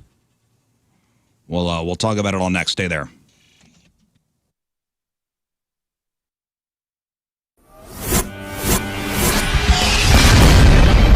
It's 105.7 The Point, everything alternative. We are backstage. Big summer show happening. And look, it's my friends, Josh and Tyler from 21 Pilots. Well, hey. What's up, dudes? Friends. What's up? I wonder at how many more times that I interview you guys that we just turn the tables and you interview me. You know what I mean? I mean, because this is literally like 4 or 5 times that we have spoken to each other. I just don't want you getting tired of me. Actually, would you rather Okay. get attacked by 100 chicken-sized horses or 1 horse-sized chicken? Oh, man, I think all the little horse-sized chickens. Wait. All the little horses. Horses. It'd be like Chicken-sized tiny little. Chicken-sized horses. Right. There's something very creepy about that. Yeah. Not that I guess the big boy, they're both. That's neither one are particularly good, but I would go with The tiny ones. Yeah, you could probably just kick them in the face and stuff. Just step on them all. That's what I've thought. You would have that advantage a little bit, I guess. You were able to do that. I've thought about this a lot, actually. Well, guys, it's great to see you again. I don't believe that you have really, in essence, been off the road in a couple of years. Is that true? Has there been any long spells at home? We had 3 days the other day, so yeah. Well, there's a day of travel, then a day That's off, and then true. another day of travel, Yeah, which I guess so- counts as 3 days.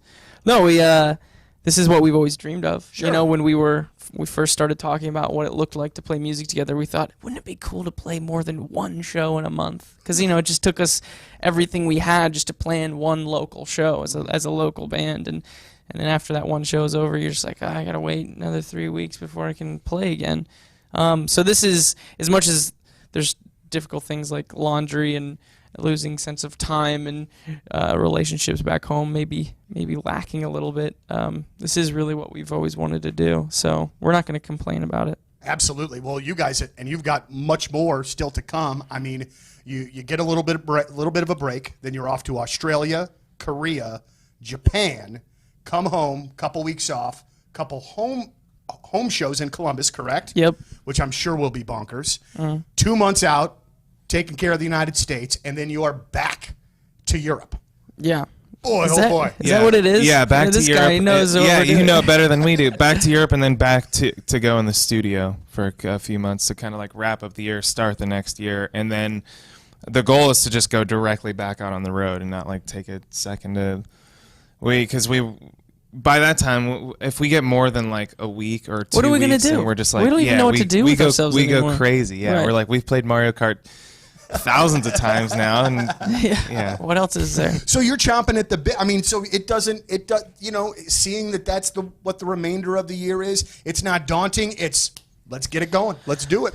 There's a few things like being in a house would be kind of cool to do. I would bet getting something out of your own refrigerator in that house and then sitting on your couch for as Yeah. long as you wanted, I bet would be Forget cool. what that feels like. Yeah. Groceries would be an interesting concept too that we could try to experiment with.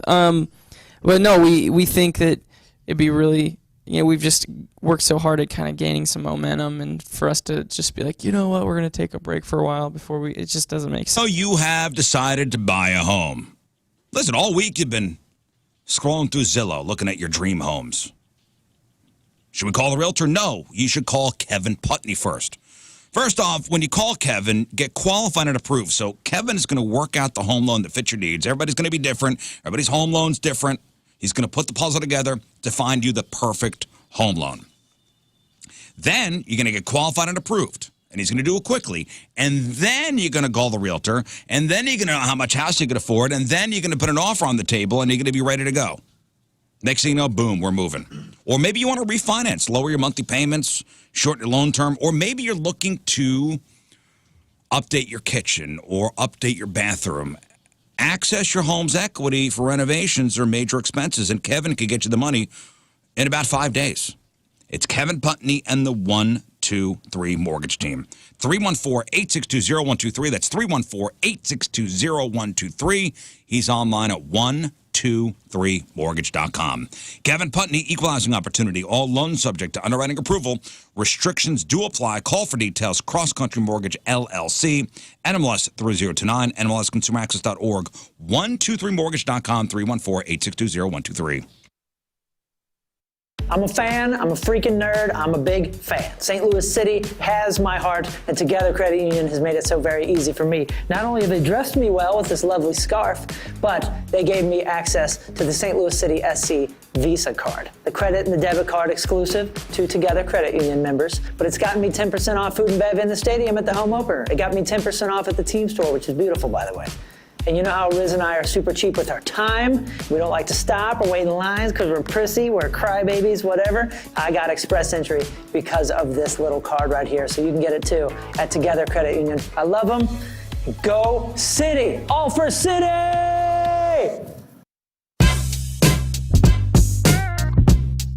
The Riz Show, phone number 314-624-3833, 618-398-3833. The Mick Ultra Studio Cams, 1057thepoint.com/Riz, the socials at RIZZ Show. Your emails, RizShow1057thepoint.com. Friday fail stories coming up. Rafe's Memoriam will give away the rest of our tickets. I don't know what we're going to do today. We'll see how much time we got. Maybe one thing or maybe the other thing. It all depends on time. Maybe we should just do like a arm wrestling competition or a slap Want fight. arm wrestle? Slap fighting, fight. great. Guess which hand? The Great American Slap Fight.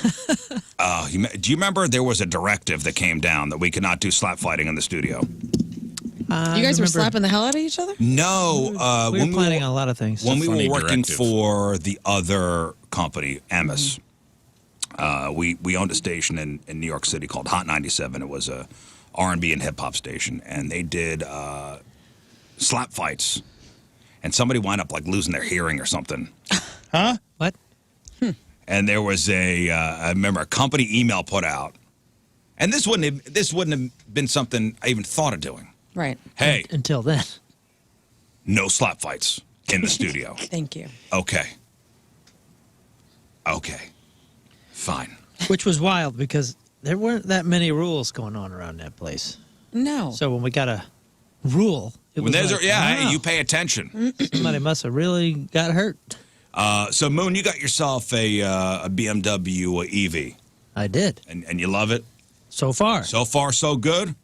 I know you're looking to get one of those charging stations put in your garage. Yeah, but man, I know that's been a whole thing. a whole thing. A whole thing. Not so much the charger is the whole thing, but my old house is the old thing. Right. thing. So you got to they got to hook in directly to your circuit box. Yeah. They got to put a breaker, like a separate breaker, and then run it up. Right. To the And you garage. need I guess you have an old breaker box and Yeah, it's a controversial breaker, a controversial panel, as some of the electricians have told me. oh, controversial panel. Yeah, which the first one, when they told my wife that, she went, "Oh, is our house going to burn down?" Like, Maybe. she was like, "What is happening?" Probably not, This but guy made it seem maybe. like our house is going to burn down tomorrow. Well, and I bring it up because, once you get everything rolling at your house, you're able to just plug your car in, and that's it. You will never, unless you want to get a bag of Gardettos, you don't got to go to the gas station anymore. No, I'll have to order the Gardettos now. You can still roll by. No, Circle K is going to miss you. no, just the principle alone, I'm going to try to avoid all gas stations. You hear about this happening every once in a while. And then when I read a story like this, I go, man, this sucks. Diesel fuel mix-up at Circle K leaves drivers with thousands of dollars worth of damage. It could happen. And listen, anything could happen. Yeah, a meteor could fall, onto this building, and we're done. Mm-hmm. We have a roof. But this happened in Phoenix, and this article is. One woman is interviewed. Her name is Nicole. She's one of the affected drivers here. She says more than $6,000 in repairs. This is one of those irrational fears that I have when I go fill up, that I'm going to accidentally choose the diesel fuel in my car. Yeah, what happened was I guess whoever filled the tanks up, the underground tanks, they mixed the diesel in with the other one. Oh, my Lord. Idiots. You have one job. Yeah, Circle K confirmed there was a mix-up referred to as a cross-drop back on February 9th. Oh, what a waste. According to the company, a third-party carrier accidentally put diesel fuel into the unleaded gasoline storage tank underground, and they put the unleaded gasoline into the diesel tank. Holy smokes. You got one job. Right. You got one job. And aren't they color-coded? And different. I thought they'd be different size. Different hoses, different. Maybe not. different I guess trucks. for whenever it's coming out of the tank. Yeah, all of it. Like, I mean, Well, those big ass gas trucks, they just put the wrong hole, fool. I don't know. Interesting. So each of those gas trucks has a different leaded fuel? Like it has. Well, one is a diesel truck, that Right. carries all the diesel fuel, and it put it into the unleaded tank. Yeah. What's cool though is the people that got the unleaded and accidentally got diesel. They saved a lot of money because diesel's a little more expensive normally than unleaded. So this woman cheaper says she price. turned the key, and it kind of like the car started a little bit, and then just stuttered, and then went out, and there was just smoke all over the garage. Yeah. oh my gosh. That's a bummer. So she took her. She was driving a Nissan. She went to the dealerships like, hey, my car's all screwed up. They called her and like, hey, your gas tank. She obviously didn't know what was going on. Uh-huh. They go, hey, your gas tank is full of diesel, and she's like, no way, I'm not having that kind of girl moment. That didn't happen.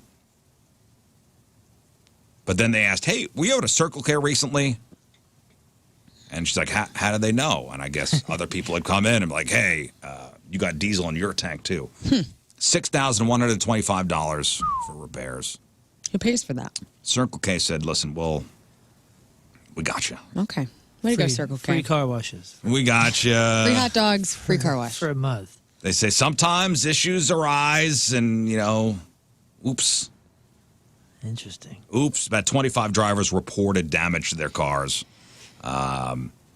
Circle K's insurance company called her, so now she got to go through all that. So it's not like, hey, we'll just cut you a check and you Right. get your thing. Now you got to go through insurance. Got to go through the whole thing. It's The a whole new thing. motor, man. Oh, man, it's a whole thing. Isn't that? Don't you have to replace the whole motor? Yeah. If it went through, yeah, I think so. If The it whole all went engine, through. it's just a whole Like, how do bunch they of clean it crap out? that goes wrong. Eek. New fear fear unlocked. Yep. I mean, you just got to, you put your trust in the system. Yeah, that's lesser and lesser every day, Riz. You just put your Things trust. are a freaking mess. You got a super nice car. Do you have to put the Special? better? Yeah, no, the better fuel I in it? probably should, but I don't That's why every time I take the pump handle out, I put a little on my tongue. to make sure. You know. And then The taste of diesel. everyone thinks I'm crazy. I'm out there. It's like rubbing Who's Coke on your crazy gums now? to see how good it is. That's smart.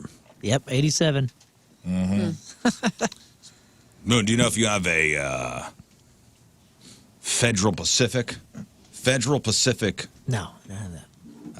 electric panel? No, I think those are the ones that are fire hazards. No, the one that I have is controversial. And as another electrician told me, he said, well, some lobbyist who works for some company went to Washington and made this one sound bad and be bad, so they have to sell a whole bunch of new ones in the new houses. Basically, mine's not allowed to be put in new construction. Right. Well, that's good. But it has, That's nice. But it does have some issues that apparently some folks just won't work on.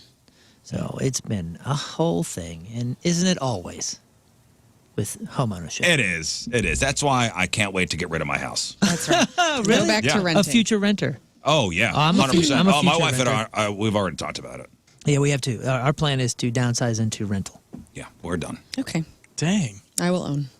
Yeah. Yeah, I don't want to do anything. It's a bad investment just to rent the whole time. You're just throwing money out the window. Yeah, Yes and worst peace of mind. Just to save a couple $100. You know what, Scott? What? You're not going to talk me out of it, all right? All right. Down in Florida. We're not going to sell our house, though. We're going to rent it. Okay. On to crap on celebrities, but before that, smart celebrities. Mm-hmm. Who are the smartest celebrities in Hollywood? Gina Davis. Blossom. Oh, yeah, she's a good one. Like I can never I say got her a list name. of, Maya of Bialik? celebrities Yes. who are super smart. Okay. So we said Dolph Lundgren. who first? Gina Davis? Yep. Who said that? She is a member of Mensa. She was almost qualified for the Olympic archery team in '99. So yes, Gina Davis is very smart. Some of these, It's fun to see her at those meetings, by the way. some of these are PR moves. Lundgren. What do you mean? I think some of these things are Not true? correct. Gina Davis, I think, is fairly well documented. But I Do you think know? Give me one that you think. no, Come on. no. Yeah, who's Come the on. dum-dum Don't that's do lying? that. What What are you going to hurt their feelings? No, I just don't want to. No, I just don't want to do that. But I'm just Why? saying. I think some of Write this it down. I'll say it. Some of this If is. you write it down, I'll say it. I think some of this is a bit of a PR game. Come on. Is Blossom not on the list? Blossom is Mine Bialik. She graduated with a Bachelor of Science and PhD in neuroscience. You don't believe her? No, I didn't say that. How about Conan O'Brien? Conan O'Brien went to Harvard. Yes. Dolph Lundgren, I don't have on my list. But yes, I do remember seeing that. He's also a member of Mensa, and I believe he's like a biochemical engineer. And seeing him also at the meetings. heavyweight European kickboxing champion. That dude's had quite a life. Can't unicycle, And though. still hot. Still Yeah, a hot gorgeous. guy. He is, yes. And 6'5", which pisses me off. Okay, I'll He's tell got you it one. all. I'll tell you one that I don't believe. Moon. I'll Yeah. tell you one. Yeah, give me. Kesha received a near perfect SAT score. I don't buy it. Why? I don't know. I don't buy it. Because she writes great music and has a good time. See, that's buy something it. that's documented. I don't think that would be out there if it weren't true. Somebody just saying like, Show me. Show me, so and so Kesha. has an IQ of 166. You're like, oh yeah, okay. Well, Does show your Kesha work. write her own songs, or does she have someone write for her? Because Bo- maybe that's how she did her test. Both. She's actually pretty badass. She I was is to say badass. maybe someone else took her test, like she would. John Stamos on this list? No, I don't have Dang him on it. my list. I know. God. The gal with the, I mean, she's still gorgeous. Older gal. She's got a tattoo on her hand right here. Oh my gosh, what's her Joy name? Behar. No, Helen Mirren. Helen Hot Ass I don't have her on Mirren. my list. But you know Mary Lou Henner? Mary Lou Renner. Mary Lou Henner. I don't know that. If you look up her picture, she was on. Remember that show Evening Shade? She's not a billion different. If you saw her picture, you'd know. She has a highly superior Oh, yes. autobiographical memory. A condition that allows her to recall every detail of her life. So if you give her a right. date, That's beautiful. she will tell you exactly what happened on that day. Like a Dang. random, if you're like, what happened on July 13th, 1986? She could tell you exactly what happened. That's cool. Can she tie her shoes though? No. Okay. I know Jodie Foster was. Jodie known- Foster could read at the age of 3. When she Within was 2 12? years, she could understand scripts on her own. She went on to graduate magna cum laude at Yale with a literary degree. You know the young Natalie kid Portman. from Modern Family, Nolan Gould. He played Luke. Graduated from high school when he was 13. Damn. Brian May. The one that played the idiot. Yeah. Love it. Brian May from Queen. He's an astrophysicist. Who'd you say, Rafe? Natalie Portman. Yeah, she's good. I don't have her on my list. She just went to She's college, smart. right, or something? Right. Harvard I grad. think so. Yeah. She I went think late. a lot of them are. Lisa Kudrow from Friends. Oh, yeah. Her dad was a scientist. Graduated with a biology major and got a job as a headache specialist. She even started working on a study concerning hemispheric dominance and headache types. Natalie Portman's IQ's 140 at the threshold for genius. It's amazing how She's the beautiful, too. She is very beautiful, very smart. Some of the smartest folks play some of the dumbest characters. Yep. Like Rowan Atkinson, a.k.a. Mr. Bean. Yeah, he's a smarty pants. He has a master's degree in electrical engineering. Wow. Mr. Friggin' Bean. When's he going to use that? Wallace Shawn. He's, you remember, Inconceivable from Princess Bride? Oh yeah. And the He teacher seems Clueless? smart. Yeah, he does. Graduated from Harvard as a Fulbright scholar. Wait, didn't something just happen to him? Inconceivable. What, The light did it? bright I scholar. want to say I hope nothing happens to Mr. him. Hall He's was a way treasure. harsh. another one. Illinois gal, Cindy Crawford. Graduated high school as valedictorian and enrolled in Northwestern University on an academic scholarship for chemical engineering. She's got it all, too. And I think she has a genius IQ. It's over 150. And a gorgeous husband. God bless. It's still hot. Good for her. And also still hot. And still And hot. still hot. Gorgeous. Wasn't Sharon Stone supposedly? God, her workout video. I should Crazy steal smart. it. With the red Straight- bathing suit? straight up, Yeah, yep. don't even get me started. Woo! That was something that was going around in the 80s. Changed my life as a child. Me too. Lead singer of The Offspring, Dexter yeah. Holland. He's got Bio. a PhD in molecular biology. And a pilot's license or And he's something. a pilot, yeah. Rebel Wilson graduated from the University of New South Wales with 2 degrees, a Bachelor of Arts and Bachelor of Laws. Yeah, but it's Australian laws. Much Yeah, easier. easier. Much There's a easier. bunch Much of criminals different. down there. Ken Jeong, Oh, yes. He's a doctor. he's a physician, graduated from the University of North Carolina at Chapel Hill School of Medicine. And then worked for like a huge hospital. Yeah, I think he was like, track down this story, but wasn't he like friends with somebody or something? He was doing, what do you call it, where you're consulting for the film Knocked Up, and I think that was his first film, right? And he was so funny in it that they're like, dude, you should just do this. And he went. I think that is the story. Some It's story like, where he was doing like doctor consulting because one of his friends was in Hollywood. And It's blah, like blah, Full blah. Metal Jacket. Arlie Ermy, who was the drill instructor, was actually hired to be a consultant. Yeah. And he was so good that Stanley Kubrick's like, dude, you're in. You're my guy, and they You're my fired guy. the guy. Yeah. Whoops. Jeez. And then he went on to do Exactly the same role in everything he did. everything. I even watched He's that great. mail call show on I think it was on Discovery Channel where he was just doing his same character, same guy, just reading all this military mail stuff. All right, today is February 21st. Back in the day, 147 years ago in 1878 in New Haven, Connecticut, the first telephone directory was issued. It contained 50 numbers, 11 homes, 38 businesses, and the police department. 78 years ago in 1947, Edwin H. Land demonstrated the first self-developing instant camera. It produced a black and white photograph in 60 seconds. He called it the Kodachrome. Polaroid. Polaroid. Thank you. Yeah. Kodachrome. That is Paul Simon. Don't take. Called it the Polaroid, and 6 seconds later, he invented instant amateur pornography. 77 years ago, 1948, NASCAR was founded. 37 years ago, 1988, Jimmy Swaggart confessed to his congregation that he had sinned by fornicating in a motel with a hooker named Deborah. Deborah. She described Swaggart as cheap and quick. I remember his video. I have sinned. I have sinned. Against you, my Lord. Remember that one? Oh, yeah. 22 years ago in 2003, Bill Maher's real-time premieres on HBO, and that same day, Old School hits theaters. And that's what happened back in the day. All right, time to find out what's going on in the world of music and entertainment with your crap on celebrities. And it's brought to you by Cordell and Cordell. Don't let divorce take more than it has to. The Grohl hole is ending, you guys. We had Dave Grohl and his daughter Violet singing at Fire Aid. Last weekend, we had Nirvana essentially with Post Malone. And now we have this. Access TV is going to hold a Dave Grohl marathon on March 9th, where they're going to show Foo Fighters live at Wembley Stadium, Nirvana live at the Paramount, and Grohl's documentary Sound City, plus his appearances on Hot Ones and Rock and Roll Road Trip with Sammy Hagar. I think the world misses Dave Grohl. He was also spotted with Jordan Bloom, his wife. He's going to be on the Maury about. Povich show. He's on the Maury Povich show. Things are looking good. So he is You the father. are the father. Damn. And When is this going to be on? This is March 9th. What? Access TV. Access what is this? TV. This is Dave Grohl marathon of all the things he's done. Different live performances, Sound City. What? Essentially, yeah. An all-star tribute to Bad Company will arrive this fall. The Struts are going to kick off the album with Can't Get Enough, a tribute to Bad Company, with their version of Rock and Roll Fantasy. So this will drop exclusively on vinyl April 12th for Record Store Day. Paul Rogers says that they're excited. They're intrigued to see young and upcoming talent take on Bad Company songs, which I love too. Who doesn't love Bad Company? I love Bad Company. Paul Rogers is great. Maury Povich has weighed in on Bad the Company, what's your favorite song? Shooting Star. No, I like Rock and Roll Fantasy. I also love the second.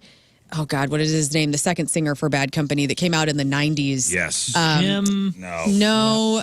Oh God. Ted. No, stop it.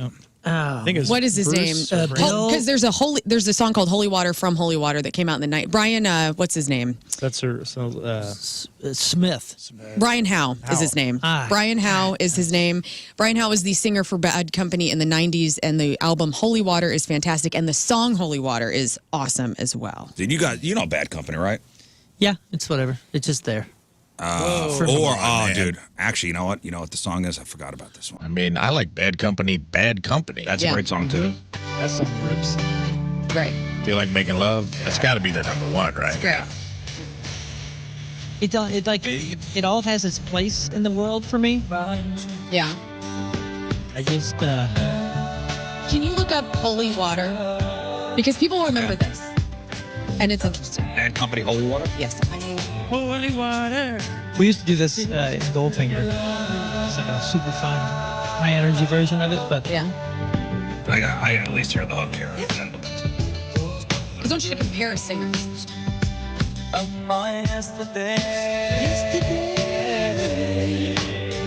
And this was Bad Company was manager of Led Zeppelin, right? Found and signed them. Oh, I don't know that story. Is that true? To me, it's Rogers is free. it's cool. Great. To me, it just feels like an amalgam, like a cheap amalgam of the 70s. It's You're like not wrong. But it was the 70s. Yeah, But that's what I'm just saying. It's like It's that thing you always say, though, that Somebody like, sat something down. became the norm because it was so monumental when it came out. you remember I've that? heard you say that about other music. I feel like it's of its time. But I don't think it was monumental because it was its own thing. I think they just, and I have no idea, know nothing about this band other than it sounds like somebody sat in a chair and said, okay, let's take this from this band, this from this band, this from this band, this band, and we'll just make an album, a band that sounds like these 7 things. Well, it's in Bad Company is in the Led Zeppelin family tree. Yeah, it just seems so deliberate rather than artistic. And I'm not saying that in a bad way. I'm just saying that's why it's not interesting to me. I don't know if I know the song.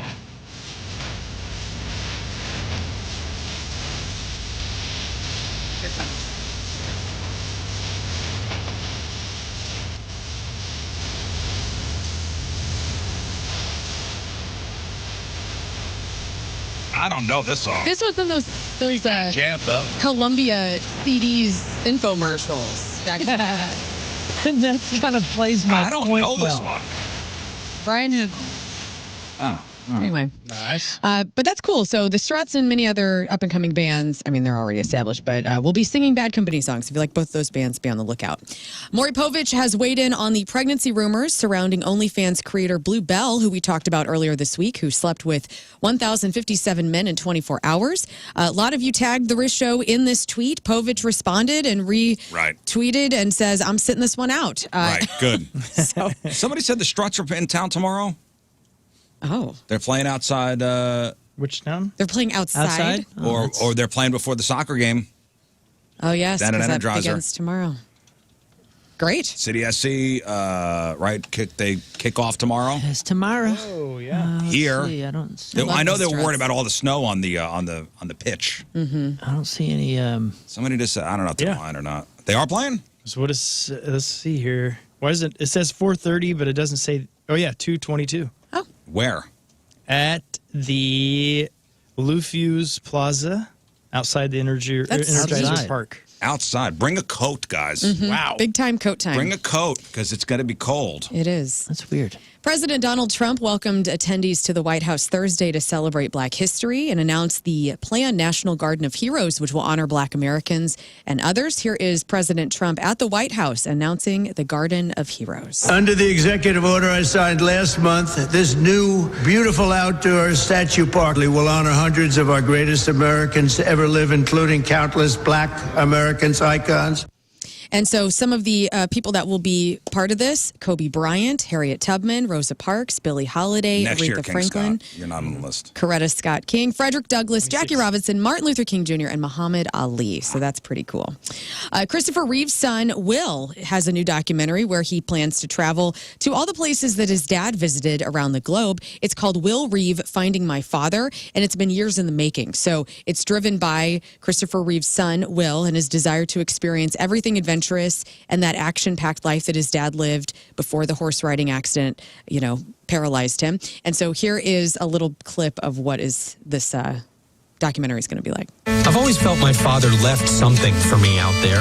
My dad lived a life filled with epic adventure. This was his last great expedition before he became paralyzed when I was just 2 years old. He then died of complications from his injury when I was 12. You're right above. I've inherited some of my dad's sense of adventure and have carried it with me into my job every day at Good Morning America and across ABC News. I've gotten to travel the world telling stories.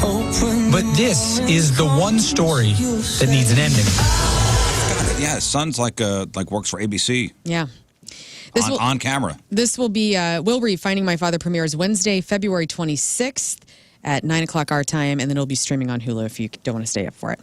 If you're a fan of Reba McEntire, you're going to be happy to know that you're going to be seeing a lot more of her. That's because the NBC sitcom Happy's Place has renewed for a second season. Rafe Dean, your thoughts on Reba's second season of Happy's Place? Do you watch this show? I have watched a couple episodes, and it's Reba. It is what it is, right? It's Reba remade. Yeah. She didn't do too much. It's great. There's actually a really funny. The guy that played Van from the original Reba had like a guest appearance. Her where he- boyfriend's, I think, a star of Rex that show Lynn. too. Yeah, he came in and called her by her character in the previous show. And it's like a callback. it was a cute little laugh in the show. I thought I it was love sweet. that. Adult Swim is going to celebrate 20 years of Robot Chicken with a special set for the summer, and it'll be called Self-Discovery the Special. Follows the hapless robot chicken nerd as he seeks self-discovery America's way by going on reality shows. He's going to find a 90-day fiancé and end up on Shark Week. The premiere date for this special has not been revealed at this time, but happy 20th to Robot Chicken. Robot Chicken is, what's his name? Scott Seth- Evil. Seth Green. Yes. They've been nominated for 23 Emmys. It's an interesting show. It is. It's very strange. Very strange. Very strange. The Tony Awards 78th annual celebration has found its host in Wicked star Cynthia Erivo. She's going to serve as the host for this year's June 8th ceremony. You guys will be coming over, right? Are you making your hummus? My Tony hummus? Yeah. You know it. Okay, great. I can't wait. Moving into movie news, in theaters this weekend, The Monkey, starring Theo James and Tatiana Maslany. This has 80% on the tomato meter, 76% on the popcornometer on RottenTomatoes.com. It's a Stephen King thing, right? I believe so, yeah. Oh, yeah. This is twin brothers. They find a mysterious wind-up monkey, a series of outrageous deaths, tear their family apart, and then 25 years later, the monkey begins to go on a new killing spree, forcing the estranged siblings to confront the cursed toy. I was talking to my son, and he's like, hey, you want to hang out on Saturday, Dad? And I go, yeah, man, what do you want to do? He goes, let's see what movies are out. And I don't want to see that Captain America. I have no interest in that. It's doing all right. I know sooner. I got no interest in it. Okay. And those are always long, and I feel like it's a big time suck for something. I'm like, No interest because Marvel just not interested right now. I'm just not interested. Then we saw that monkey movie that was playing. Not interested in that. I don't know. It's like It Annabelle. looks pretty good. I think this is the one that's supposed to be so gory and violent, right? Isn't that what Stephen King said? Yeah. I know he came out and said something about how he loved, because he, obviously screened it and loved it, but I think, I forget what he said, but it was something about how vicious it was. Yeah. I don't know. We just may go to the hockey Maybe game. you guys can go see The Unbreakable Boy, which has 45% No. on the tomato meter. This is a real life story about parents and their son, Austin, who's autistic and has a brittle bone disease. Oh, is that the one with Zachary Levi? Yes. There's a movie with him, and there's Daisy Ridley. There's a movie out starring her. I don't have that in my notes. Amazon MGM Nice. I didn't know. I didn't now realize has this. full creative control of the James Bond franchise. And so the Bond rights owner, Barbara Broccoli, Yeah. right on, and Michael Wilson have creative control over the franchise, even though Amazon gained its distribution rights after buying MGM in 2022. So did Jeff Bezos get to pick the new James Bond? The three parties have finally come to an agreement on, how to move the Super Spy story forward. So Jeff Bezos? Amazon now owns the James Bond franchise.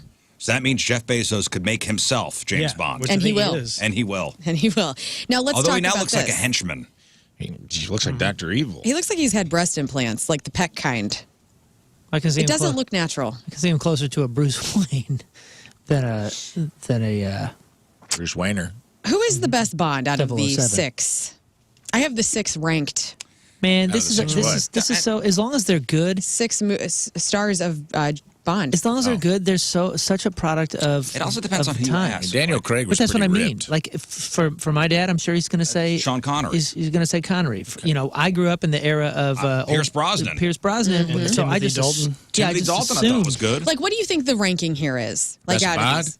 As Bond. Best Bond. Oh, Bond. I think it's the best body. I bet No, you. Bond. I was like taking them all They'll say shirtless. Sean Connery the, first. the ranking goes Sean Connery, yeah. Craig, Dalton, Brosnan and whoever else. Brosnan Dalton. Brosnan Dalton. Lazenby last. Yes. Yep. And Moore is 5. Roger Moore. I forgot about Roger So Moore. again, it's Sean Connery's the best, Daniel Craig, Pierce Brosnan, Timothy Dalton, Roger Moore, and then George Lazenby. I think Craig did a great job, but I think those movies were pretty cool. Yeah, those. I movies grew were up in the great. Pierce Brosnan Dalton era. I've never watched one Those of were these fun to movies. see. They're good. Ever. Oh, I think you'd like them. Really? Yeah, I mean, good. the good ones are really good. I liked Austin Powers, so maybe I'd like this. Oh, then you'll love this. Yeah, it's based on that. Emily Blunt, Leonardo DiCaprio, and Dwayne "The Rock" Johnson are joining forces with Martin Scorsese for a new movie. It's shaping up to be a massive one. The A-list actors are set to be in Hawaii in the 1960s and 70s. It's been described as a blend of Goodfellas meets The Departed and about a ruthless Hawaiian crime boss.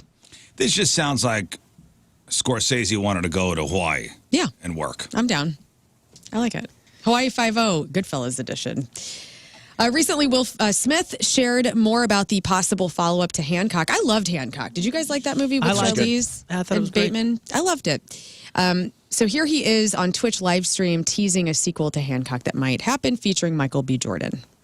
There's a scope of understanding that Michael B. Jordan has that everybody doesn't have. You know, yeah, he's a rare one. Yeah, so there's a really cool Hancock 2 idea. We haven't even talked about it, so I'm gonna give you one little piece. Zendaya will be being approached for Hancock 2. I got a thing for Michael B. Jordan, man. Me I got a too. thing. I have a thing where I knew it was a thing when I realized, man, I hope he doesn't do anything stupid. Like, just stay as awesome as I think that you are. I think he'll be good. He seems to have a good head on his shoulder. That's what I'm saying. Like, and I really love the guy. I'm a cheerleader, and everything I he like him does, too. I'm like, I'm gonna love it. Mm-hmm. I got a thing for him. I love the interview when he called out the girl from high school. Called him corny. She was like, had to interview him after he'd made it big, and he reminded her. Oh. And I'm like, good for you, man. Nice. Like, remind your early trolls that they were haters. Yeah. And make them live it out in real time. Kim Kardashian she's a lawyer, and she has gone into different prisons to help get prisoners that are on death row back out into civilian life. And she's actually, she met with what's her face from Joplin or whatever it was, the mommy dearest chick that had their boyfriend kill her mom. Oh, the What was it? Springfield. Oh, Springfield? she just had a baby. Yeah, she just had a baby. Something with a weird name, Rosie. Gypsy Rose. Gypsy Rose, that's it. But Kim Kardashian tried to post a picture of a inmate on death row that she's helping, and she posted a picture of another guy with the same name, and now he is suing her. So, Oh, stop it. according to the new lawsuit obtained by TMZ, Kim is being sued by Ivan Cantu, which is a very unique name, right? Ivan Cantu, a project manager from New York, who Kim identified as a man waiting on the death penalty in a Texas prison cell. So Ivan is suing Kim for libel and slander over the mix-up and says she caused him to suffer serious emotional damage. This guy Did it? This guy retweeted and said, Emotional damage. he says, to all my friends and family, I'm not getting executed. Some idiot who runs Kim Kardashian's socials used my picture instead of Ivan Abner Cantu. We can't just laugh stuff off now. We have to sue. She publicized to the biggest audience a but the guy's- singular person has that he's going to be executed. Yeah, but he's not. So you just go, I'm not.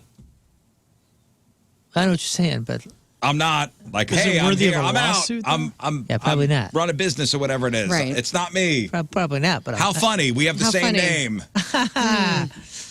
All right. Everything's serious. Tom Brady covered his first Super Bowl as a broadcaster, made sure that his son Benjamin got a taste of the excitement, and he surprised his 15-year-old son with a diamond watch that cost $3 million. Stars, they're just like us. They're just like us. Here's Tom and his son. All right, baby, close your eyes. Put your wrist out. Don't look. You boys close your eyes too. Let me see it. Don't look. It feels shiny. Is it heavy, Benny? Okay, look. Whoa. Let me see, Benny. Yo. We But he's all iced remember out. when our dads gave us $3 million watches. So relatable. Sounds put it- like he's hanging with mom a lot more than dad, and so Tom Brady's like, all right, I'm Yep. going to get him a $3 million watch. Let's- Come over to dad's Cool house. dad. Yep, let's buy the love. One parent always pulls that. And finally, let's go around the room of this show. If you could only pick one person from this show to be in an elevator with, you're stuck for 3 hours. Who are you picking? Scott Rizzuto, you can only pick one of us. Who would I want to beat the hell out of? For 3 hours. You don't have any water or food. Oh, we're hanging? we're just in there. We're stuck in an elevator we're for stuck 3 in an hours. elevator for 3 hours. Yeah. This is a tough question. I would say Matthew McConaughey. No. Out of this room. I thought we're talking You only stars. can pick one. We will talk stars here in a second. But that's great. I remember the tease before. Oh, okay. He's here. He's stuck in a room? Stuck in an elevator with one of us, one of your castmates. Who are you picking to be stuck in an elevator with? No, definitely not Scott. We all have our thing that you have to deal with. Our thing. Not you. Yeah, I know. Although I got the drugs. I got the Xanax, the Advil, the hand sand. Wow, you went to the bottom of the barrel now. Oh, man. I'm either Rafe or Moon.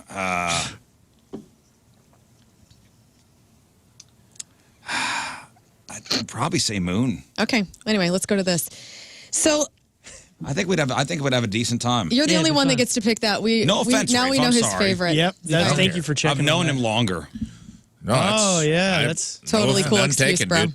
I know. I could see him like wiggling through the elevator shaft and getting out of there too. He has a good John chance Voight to style? escape. Working on something, messing with the ceiling tiles, I could climbing boost up him cables. up through the hole. I don't think anybody else would even try. Athleticism. Yeah. Okay. Cool. Appreciate All right. you, man. Now I got let's better go to your stuff in my Matthew bag. McConaughey. What about you? No, I just wanted to know who you wanted Yeah, to. who- I wanted now to we kind of know single you now out it's just for fun. Nice. What about you? I really am curious. If you got trapped in an elevator with one of these male celebrities, like when you think of male, you said Matthew McConaughey. I That's who would came want to your get mind. stuck with Matthew McConaughey. Is he on the Matthew list? McConaughey is not on this list. Hey. I have 15 guys. Dude, how amazingly quick did that weird, hokey, scammy thing that he did go away? Like that infomercial? Do you remember that? Oh, I do. I watched. And What it was just I watched vanished.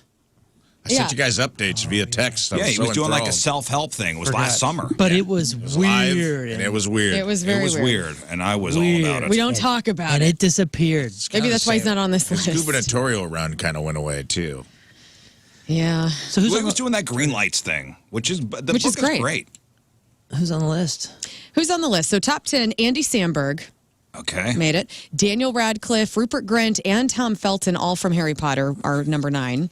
Tom Holland, number 8. Keanu Reeves at number 7. Number 6, Jack Black, Brendan Fraser, Ke Huy Quan, Pedro Pascal, Paul Rudd, and the number one person that America would like to get stuck as far as male actors go is Tom Rock. Hanks. Oh, Tom Hanks. Tom Oh, Hanks. no interest there. Yeah. I would say Well, he it's down- survives extreme situations. It's down to Keanu. Oh, I would love to be stuck with Keanu. Yeah, It's me my too, number one man. off that list. Is it? Music. I think and- he'd be kind. I think he would actually engage in conversation with you and be sincere. I think everybody else would be like, "When is this thing going to be over?" That's why I picked Matthew McConaughey. I think that Tom Holland kid is fantastic too, and I He'd think be he's cool. very Paul sincere. Rudd would be Paul Rudd would fantastic. be I think. fun. Pedro Pascal for me. My husband got home from work yesterday, and the second thing I said to him was, I think I'm in love with Pedro Pascal. He goes, okay, let's talk about this. And I'm like, I just love him. Hey. He's so handsome and fun and sweet. Is Kim Kardashian, some on the instant feedback's bringing this up, is Kim Kardashian a lawyer? Remember she was taking the bar? She took the bar. Yeah. Yeah, I thought Did she got, pass? I believe I she thought did. so. Otherwise, why is she involved? Yeah, they in wouldn't any have of this? publicized it if she had failed. Are you Right? sure? I don't know. I mean, I knew she was taking the bar, and then you never heard Yeah, anything she about it. passed the bar Oh, in she the did? first Okay. year in 2021. Bang. Okay. impressive. Celebrity celebrating a birthday today. Begin with, is it Biggie Jackson? This is Prince Michael Jackson II, the one that was Blanket. dangled.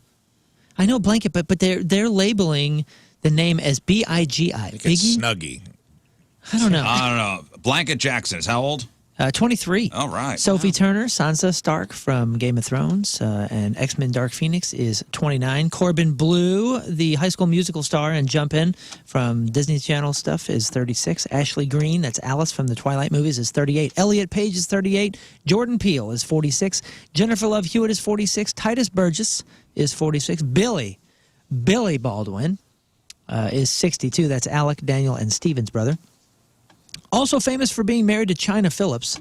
Again, 62. Christopher Atkins, that's the 80s stud from the Blue Lagoon, is 64. Kim Coates is 67. Jack Coleman, Claire's father on Heroes, also in Dynasty, The Vampire Diaries, 67. Mary Chapin Carpenter is 67. Kelsey Grammer is 70. Anthony Daniels Anybody? C-3PO. That's right. That is C-3PO, the one and only actor to be in all 10 Star Wars movies, 11 if you count Solo. He is 79. And David Geffen, co-founder of DreamWorks with Steven Spielberg and Jeffrey Katzenberg, is 82 years old. All right, today's porno birthday, which is being brought to you by Patricia's, where fun and fantasy meet, is Cheyenne Hunter. And today's birthday girl's been in 144 fine films, including Attack of the MILFs 1, Black and White Affair, Black Bros and MILF Hoes, Chocolate Lovin' Mamas, in a movie called Dude, I Banged Your Mother 3, Mama Knows Best 3, Oops, I MILFed Again, Slutty Housewives of the OC, and Who Could Forget Her Role in 2007's Yo Mama's a Chocoholic. Cheyenne Hunter is 61 years old. That's your porno birthday. Those are your crappy birthdays, and that was your crap on celebrities. All right, quick break. We'll come back with your Friday fail stories. Now, somebody's saying, look it up again. Kim Kardashian has not passed the bar. Are you saying that Google, it was her fourth attempt. So she didn't pass it first, but then she did pass the bar. Okay. Well, listen, I don't want no stolen lawyer valor. You look it up. Again, Friday fail stories next. 8:04 Friday, traffic and weather, Moon coming at you. Traffic brought to you by Golden Oak Lending. Do you need extra cash? Golden Oak Lending can convert your home's equity into cash in as little as 14 days. Let Golden Oak Lending cure your blues. We have delays 70 eastbound between Berkshire and Missouri U. Average speed is about 15 miles an hour. Your point forecast, partly cloudy, high of 28. Right now it is 6 at the Point Studio.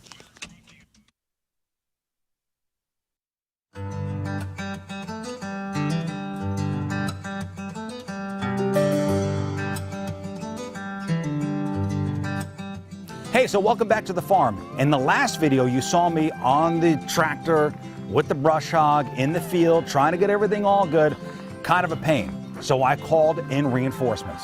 My friends from McCoy Construction and Forestry, they're here, and they brought toys. Hi, guys. Hey, what's going on, Riz? Chad and Steve and Mike. Okay, so we got some mowers, because I need some help in the field. Absolutely. So you guys saw me with the big brush hog, and I can't, with the elderberry plants out there, I can't really get close to the plants with that big brush hog. Sure. So this is for more of a precision cut. Yes, absolutely. That allow you to get a little closer to those elderberries. So at this point, this is a bad boy commercial zero-turn machine. It literally is a bad boy. It says bad boy on it. And it'll cut a lot of grass in that pasture up there for you. It's a 60-inch cut. Want to hop on and see if you can get this thing going? I have no idea what to do. Well, that's a seat. Let's start off by sitting in the seat. No, I know there. I can sit in the seat. I know this is a seat. Yes, sir. Okay, so I'm going to get in the seat. Yeah. All right. Give her a crank. All right. We've started. Yeah. And next. Okay, now. Yeah. Go for it. Okay, what do I do? I put the brake down? Yep, you got the brake on the left-hand side. Brake down, okay. These guys are going to bring into your center, so bring left and right drive tires. Okay, oh boy. And now you're able to drive this thing wherever you want. Now backwards is which way? This way? Oh yeah, hey, oh, hey. Look, Chad, I'm doing it! You're doing it, man, you're doing it. I'm doing it! Hey, let's do a practice mode before we get out to the field. Go for it. Okay. But it's a lot easier. Look at me using the zero turn. I'm going to do another lap. Dude, well done, man. Well done. Is this baby street legal? Absolutely. It's a bad boy, remember. Yeah, I can take this bad boy anywhere. So, Chad, what I think we should do is I think you should get on that one, and then let's go down to the field, and we'll mow a row or two. Sounds good. Let's do it. Let's do it.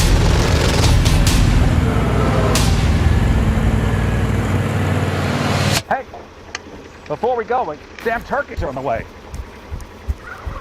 Get out of the way!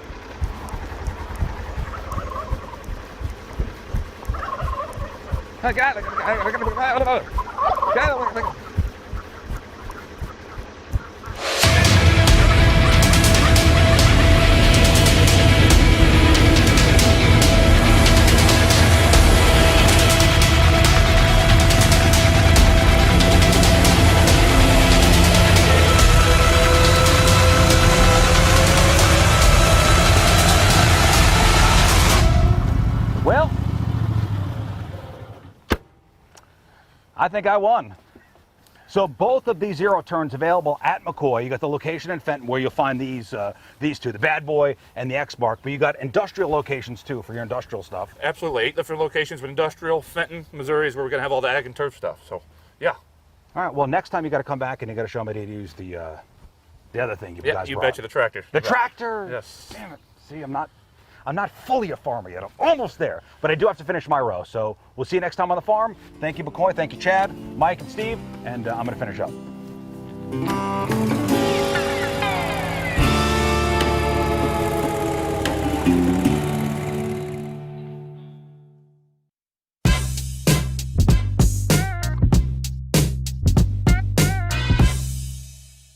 Tim, how are you, man? I'm good. How you doing? I'm doing very well, and I'm going to tell you that I did something today, and I shouldn't even bring it up that I'm doing it. Okay. I wore a shirt specifically to impress you because I was interviewing you, and, Right. and normally I don't do that.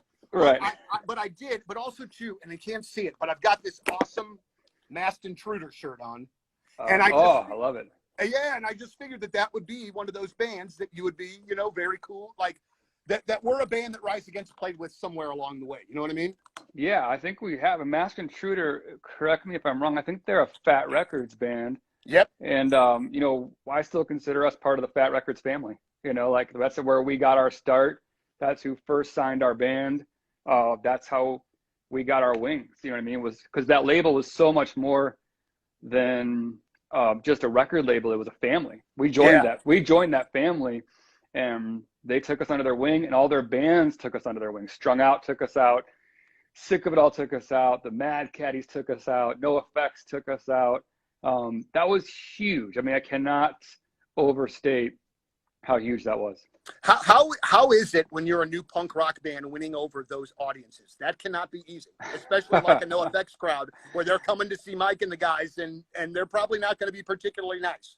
Yes, dude, it was. I'm glad you brought that up because that was how I learned how to be a front man, was getting heckled.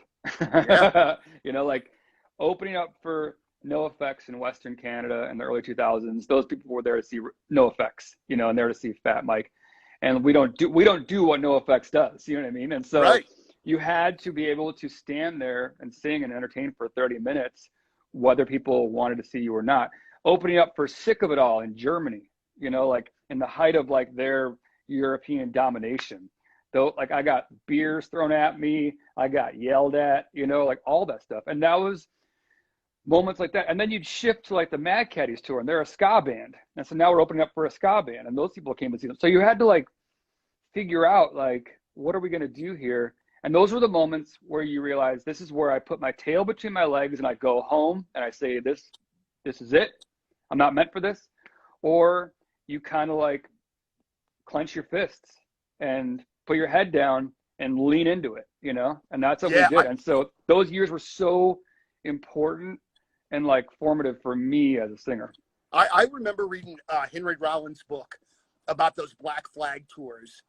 And, obviously I would assume that these shows were stepped down from these old Black Flag shows, but he talks about going back to flats and like literally washing out chunks of spit from people that were there not to see the guys. And I just find the intestinal fortitude, like you said, of being able to be like, all right, well, so this is how it's going to be tonight. We got to figure out how the heck we're going to get through it, but God dang it, we're going to get through it. Absolutely. Yes. You need those. You need those concerts, those shows. You need those years to really help you figure out who you are as a band, and for us, All right, folks, time for your funny fail story. So all these people thought they had the perfect plan, but somewhere along the line, that perfect plan went, completely sideways. And it became an Uber, an ultra, I'm going to say it, mega. Here we go.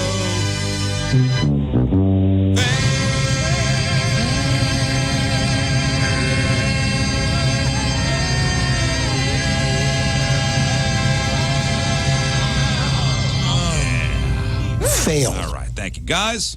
Friday Fail Stories is sponsored by Moritz Royce Jewelry, the official jeweler of the Rizzuto Show. This first story here, I guess it's a fail, I don't know.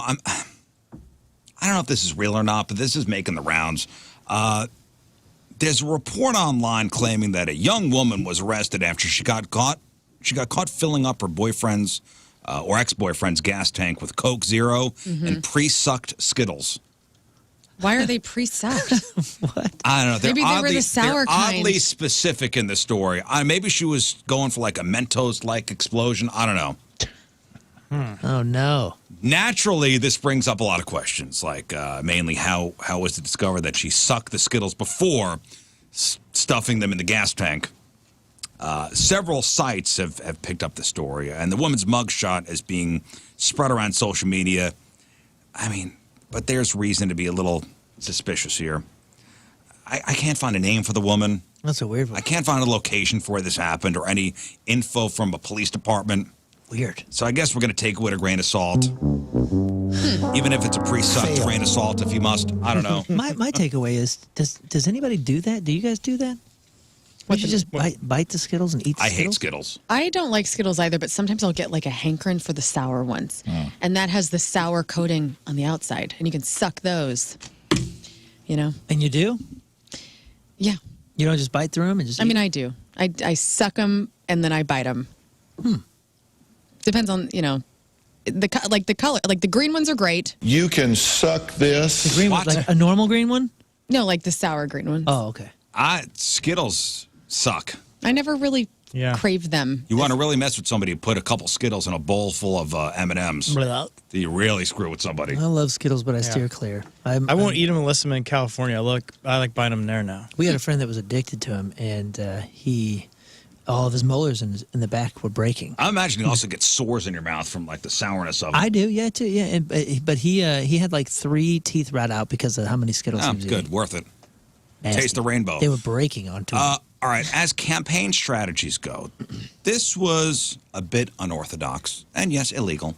Buy an AK-47, hire a pair of phony hitmen, and stage a fake assassination attempt against the mayor that would generate public sympathy and help him win a second term in power, right? Yes. So that, police in Brazil claim, was the game plan last October when on the eve of the local election, an armored vehicle carrying Jose da Silva came under fire in a small town on the outskirts of Sao Paulo. Jose, the town's re-election-seeking mayor, was hit in the left shoulder and rushed to the intensive care unit of one of Brazil's top hospitals. As relatives and allies denounced what they called a brazen attempt on his life. What they did was an atrocity. They went there to murder him. Turns out the botched assassination attempt was all BS. The supposed ambush on Jose's vehicle had been something engineered by his supporters. They hoped the attack would cause an outpouring of sympathy and boost his campaign days before the vote. One supporter told police it was the mayor himself who asked them to shoot at his car's windscreen. With all that being said, reports suggest his injuries might as well have been unintentional. Whoever did this failed to take into account that the windshield would protect him from bullets, so he was actually hit. And not only that, but he wound up losing the election. All that for nothing. Failed. He lost in a landslide. Whoops. Man. An Amazon driver has turned himself in after he was caught on video running over somebody in Baltimore. Goodness. And then just driving off. Well, hey, these packages aren't going to deliver themselves. This happened on Tuesday. And in the video, you could see the Amazon van waiting at a stoplight. Light turns green, drives forward, but there's a woman crossing the street in front of the van. The van hits the woman, drags her, continues to drive over her. So he didn't know. Well, he knew because driver gets out to check on her. But then after 30 seconds, while she's screaming and crying, he gets back in the van and see ya. No. Yep. Several Good Samaritans rushed over to help her. The good news is she's taken to the hospital. She'll be all right. Non-life-threatening injuries. She's 29. She's going to be all right. I hope she got a text message with a picture of her and said, "How was the delivery?" Wow. That's terrible to say. The funniest thing you've said all day. Amazon says they're supporting law enforcement and the driver is no longer delivering to Amazon customers. Police are investigating. But there are a few things to note. Looks like the woman was in the intersection despite having a don't walk signal. So I don't know what happened there. It also looks like the Amazon driver may have been stopped inside the pedestrian walkway. If he didn't see the woman, the fact that he was blocking the crosswalk should be one reason why. I don't know why the driver left the scene. You know, people talking about how Amazon is very strict with the drivers making their deadlines. Mm-hmm. But this obviously is extreme. It's possible he was shocked and scared and made a very bad decision. So the driver is 26-year-old Jerome Young, facing charges of negligent and reckless driving. Failed. A patient in a gown carjacked a woman Tuesday morning at the Silver Cross Behavioral Hospital in New Lenox, Illinois. That's up near Joliet. So this is just before 8 a.m. Officers was called out to the hospital. Police say this guy was a patient. When he left on foot wearing a hospital gown, ran to the parking lot where he confronted a woman who was standing near a car. He carjacked her, fled north on 355. The car was equipped with GPS. Officers found the car was near the guy's house. And yet, the car was found there. He's taken into custody without incident, facing preliminary charges of vehicular hijacking and motor vehicle theft. Failed. A lot of criminals have a losing record against the cops. Yeah. But there's a guy in Indiana who claims he's got more wins than losses. So a guy named William Pate DeMyers. He led the Indianapolis Police Department an 18-minute high-speed chase last weekend with speeds into the triple digits. They ended up on Raceway Road in the neighborhood of Speedway, which is, yes, those are actually places in Indianapolis. Raceway Road. He eventually pulled over, stopped, told the cops he was giving up because the officers chasing him were really good, and he wanted to put an end to it before anybody got hurt. He said he took off because he's a habitual traffic violator. I'm many things. And that he always runs from the police because, quote, I'm good at it. He says his record is 6-3. Oh my gosh. Awesome. Says his record is 6-3 versus the police. Right on. But he also said he's always been able to shake the Indy police when he drives away. Until now, apparently, he was charged with resisting arrest and reckless driving. Dang. Failed. 21-year-old Harrison Jones of Michigan is accused of driving more than 700 miles to set a Pennsylvania man's home on fire. Why? Because he had communicated with Harrison's ex-girlfriend. All right, listen to this story. He was arrested for setting the home on fire with a family of 6 inside. Damn. They were all hospitalized. Unfortunately, 2 pet dogs died in the fire. Oh, man. A lead in the case came when the grainy image of Harrison's vehicle appeared on a neighborhood camera. He's seen getting out of the car, approaching the house, staying there for 10 minutes, then running off. The house explodes into flames less than a minute later. Murder. Officials have confirmed that Harrison is the ex of a woman who had been in an online relationship with a guy who lived at the house. Been charged with attempted homicide, arson, and related offenses. A GoFundMe has been set up for the family of the victims. Bad dude drove 700 miles. Failed. Yikes. Just to do that. Wow. Let's see here. Oh, these guys watch too many old cartoons. 2 men, 19-year-old and an 18-year-old, were caught on camera trying to smuggle $200,000 worth of contraband into a federal prison in Louisiana using a cannon. Nice. I thought you were going to say 2 men ran off a cliff but didn't look down, expected to continue. No, they planned to shoot $112,000 worth of tobacco and about $90,000 worth of meth over a security fence and onto the prison grounds. I don't know if they were caught in the act or if officials caught wind ahead of it, ahead of time. Or they saw the drugs flying through the air. Like, why are there Civil War vets out there? I also don't know what the cannon looked like. Right. But it had a range of over 350 feet, so it's possible that this scheme could have worked, assuming if no one in or around the prison it was a noticed T-shirt cannon. Noticed a cannon firing at the No, property. man, I bet you it was one of them things that somebody got a bright idea at the corn maze when they were doing the pumpkin. You know, the Chucking pumpkin cannons. Yeah. I do know the cannon was not like an antique 19th century artillery Oh, cannon. really? I see. In my head, they bought it at an antique mall. Yeah. It used compressed air, so it was probably closer to a T-shirt cannon. Okay. Jimmy, I got an idea. That's actually. Could you imagine it's just raining Winstons in the yard, just like just raining Winston 100s all over a game of like pickup basketball out in the yard. Is Winston? Are those still around? Oh, Winston's? yeah. Oh, yeah. Have to be. Man, where do those fall Big in as the Marlboro. hierarchy? They're probably number 2. Marlboros are number 1. I would say Winstons are number 2. So Or Camels too. Camels are 2. So they're 3. Winston's Yeah, where are Winstons in the What about Parliaments? in the Who's line? Winston's probably the Parliaments. bronze medal. Like 5. 5? What about Salem's? Salem's Salem's are were for menthol. women, right? Sounds They're like menthol. That is hot. Newports. Virginia Slims. Both men were arrested. Failed. A guy wanted from Cleveland was arrested last week at a Speedway gas station. Police on patrol noticed an unoccupied Mitsubishi parked next to a gas pump at the gas station. A woman with a kid stepped out of the store and unlocked the car. A Speedway worker ran out of the store and yelled, "Her boyfriend is inside stealing pizza." The woman's boyfriend, who was the wanted Cleveland man, walked out of the store eating a slice. When he saw police, he tried walking back into the store, but police stopped him. Speedway worker said they wouldn't pursue charges if he paid for the pizza. The man paid, but police put him in cuffs because, you know, the whole warrant thing. Idiot.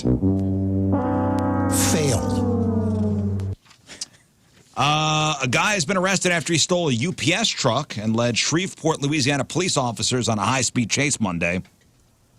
Just after 5 a.m., officers responded to a stolen vehicle report of the UPS truck. They say the driver of the truck, Skylar Jarvis, refused to stop, led police on a chase throughout the city. The chase led to Skylar crashing into a Shreveport police vehicle.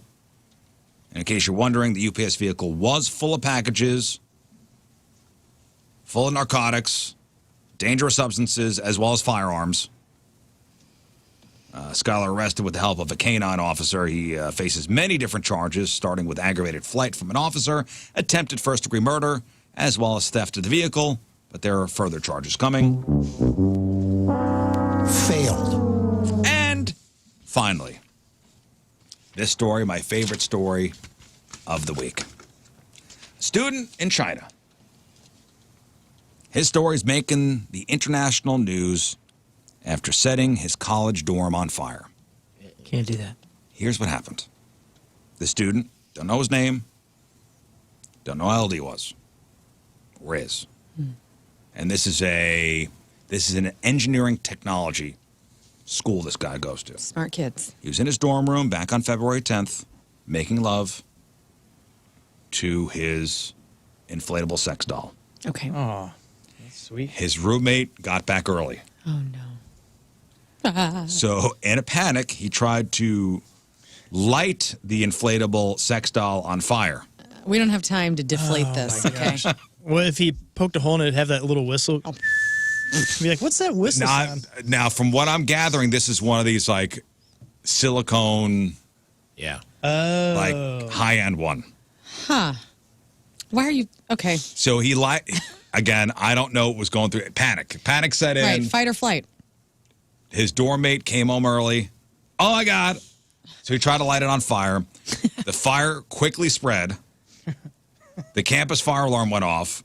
Thanks to quick action from the university, the fire was put out before it could do any damage, like major damage. In the aftermath, the university issued a warning to all students, advising them to not set fire to deal with silicone items. Yeah. What are we talking about here? I mean, I've seen the episode of Dave where he has his Just the torso? Well, it's the butt. It's the butt and the legs. Oh, yeah, that's right. The legs, yeah. What a mess. And he's got that thing in his bathroom closet. Where in the dorm are you storing your blow-up That's what doll? I wanna know. That's also silicone-based. It sounds like it's more than an inflatable. But wouldn't you have just been smart and whenever your buddy came in, it's like, dude, look, we got pranked. Somebody dropped this off in our room. Right. I mean, I know I'm naked, but wow. Here's a good general rule. If you have a roommate and that roommate shares a room with you, not a house, it's a room. Yeah. Maybe we put the paws on the fully silicone. Yeah, don't go top shelf. Flesh-like doll. Right.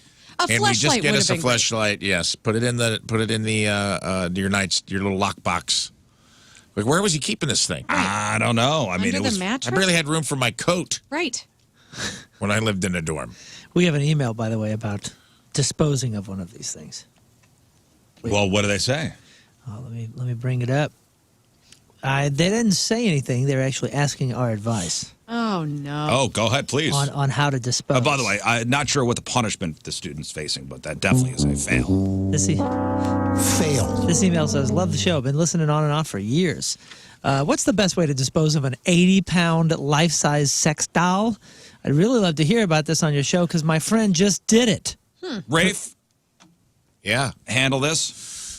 How would you dispose of an 80-pound inflatable sex doll? And that's a tough one, dude. I mean, you could throw it off a trestle. No. Yeah, right. No. You derail a train or cause. I meant like into a creek. Oh. I thought you Like, like throw it what? off an overpass. Jeez. Nah, just Like what was that? What was that story? Yeah, Highwayman. No, it was the migrant. It was Not my girl. It was Good Son. Good son. But yeah. wasn't it called yes. Highwayman? Macaulay Culkin's evil. Yeah, dude. Isn't that what he named it? Highwayman?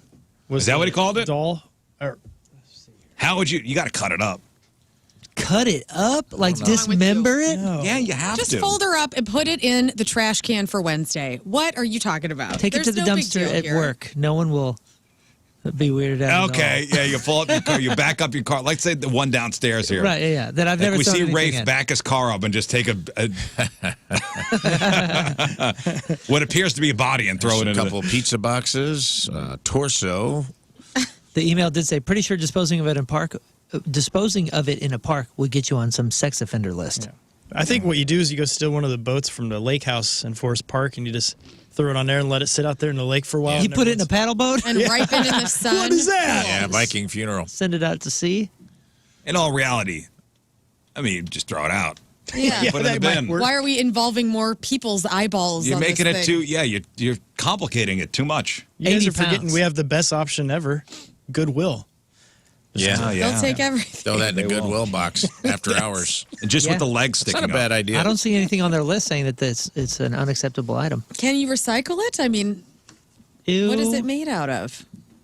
I mean, 80 recycle pounds, so it it's like gotta with be- your You mean plastic. recycle bin. Yes, not like give it to your friend. Hey, Got dude, some organic. here's what you compounds to do. it. There is if we have learned anything in the 11 whatever years of doing this show, we have learned that there is a market for everything. You put this baby on Marketplace. Yeah. You could make Craigslist $20. For sure, dude. Yeah, you could probably just live stream it on TikTok Yeah, and must- people would watch it. Must pick up. Or best offer. Yeah. OBO. Yeah, $100 or best offer. Someone would buy it, sadly. That's what I'm saying. That's what we've learned is there's Yeah, a okay. market for So, everything. Good. Sell it. Problem solved. Take it on a float trip. Just leave it in the tube. Yeah, if you want to prank Let people, nature of course. take, But take its course. I mean, this sounds like the guy legit wants to get rid of it. All right, we'll take a break. We'll come back, and Rafe Williams will have this week's Memoriam. It is 8:31. It is Friday. Traffic and weather. Moon coming at you. Traffic is brought to you by Golden Oak Lending. Do you need extra cash? Golden Oak Lending can convert your home's equity into cash in as little as 14 days. Let Golden Oak Lending cure your blues. We have delays. 270 eastbound between Doherty Ferry and Manchester. Your point forecast, partly cloudy. High of 28 today. Right now it's 9 at the Point Studio.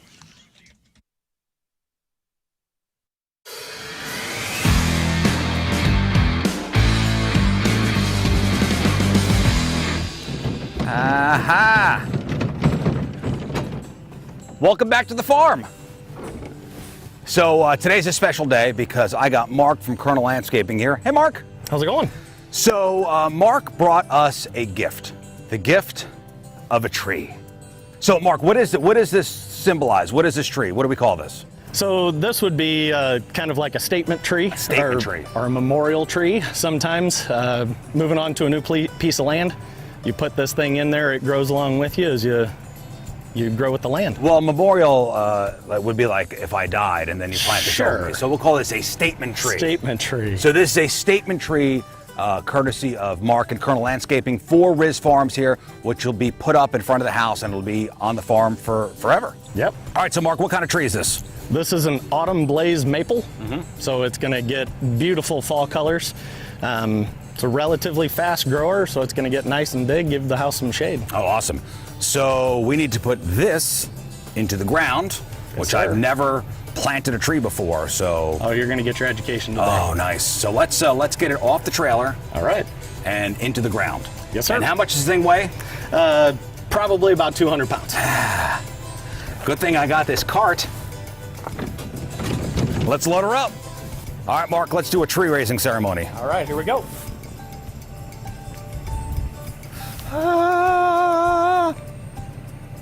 You're doing great. Yep, that's it. Keep doing it. Here we go. Okay. All right, here we go. Down a hill, down a hill. Yep, now up. Up a hill. This is actually going to be the hard part. Ready? Yeah, 1, 2, 3. Wait. Here we go. Yes. Oh, yeah. We can't just leave it like this, right? We got to put it in the ground? Yes. We got to put it in the ground. So we're going to need to dig a hole about twice the width of the root ball and just a little bit more shallow than the depth of the root ball. Do we have a machine? Because I'm into doing things the easy way. Listen, I understand the manual labor part. Makes you man. Gives you muscles. But I got nothing to prove to anybody, so... did you bring a machine with you? Yep, I got just the thing. Oh. We have heavy machinery. All right, Mark, start digging.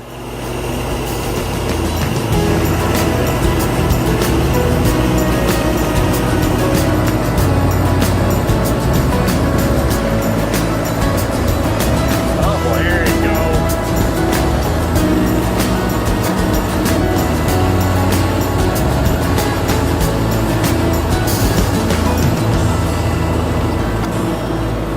So before we get the tree in, I know as you were digging the hole, you were saying this is amazing soil. Yes. What makes this amazing soil? So it's a nice rich brown color.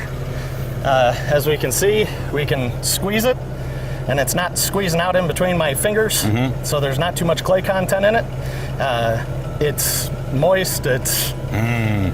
Moist. Everybody's favorite word. So this tree should do well in this? Very well. Oh, excellent. So let's get the tree in. All right. Rolling the... Oh, she's gonna go like real quick.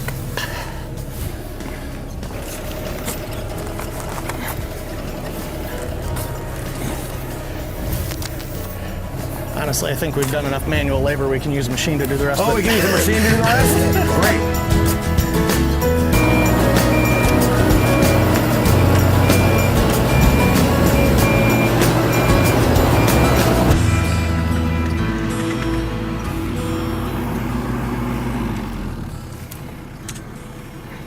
Should we cut the cord on this thing? So once we get it in, what we'll actually do is we'll walk around, compact the dirt around the outside, and then we'll cut it down. Last stage will just be putting some mulch on it, watering it in. Right. I think I had an uncle that did this in New York, but he put people underneath it. It's an Italian thing. So we're gonna cut the strapping and the burlap around the collar of the tree. Okay. Get that away, give it room to grow. Yeah, I'm getting my hands dirty, guys. Yeah. Perfect. Like undressing it. Woo! Wow. Perfect. We got ourselves a remembrance tree. Looks great. All right, you got a new driver in the family, and you want to get them something that's reliable, something that they could get behind the wheel of and really, really have a successful journey in this whole new world of driving, well, go to Mountaintop Motor Company because they have a lot of great vehicles under 15 grand, like the 2021 Honda Elantra. It's a SEL, and this thing is fantastic. It's got the remote start. It has all that cool stuff, but it also has the lane assist and the lane departure warnings, and all these great features are going to help your young driver be successful. So go out to Mountaintop Motor Company if you're looking for a first car, or if you're just looking for a car for yourself, if you're looking for a work truck, SUV, Jeep, whatever it is you're looking for, they got it over at Mountaintop Motor Company. You can check out their incredible lineup at mountaintopmotors.com. And if you're looking for something they don't have it, reach out to them because they will find it for you, and they're the best of the best. They're no pressure, easy going, amazing place to go and get your next vehicle because they're upfront, they're honest, and they have over 1,000 5-star reviews because they truly are exceptional, and they are the very best when it comes to getting your car. So go to Mountaintop Motor Company, it's mountaintopmotors.com.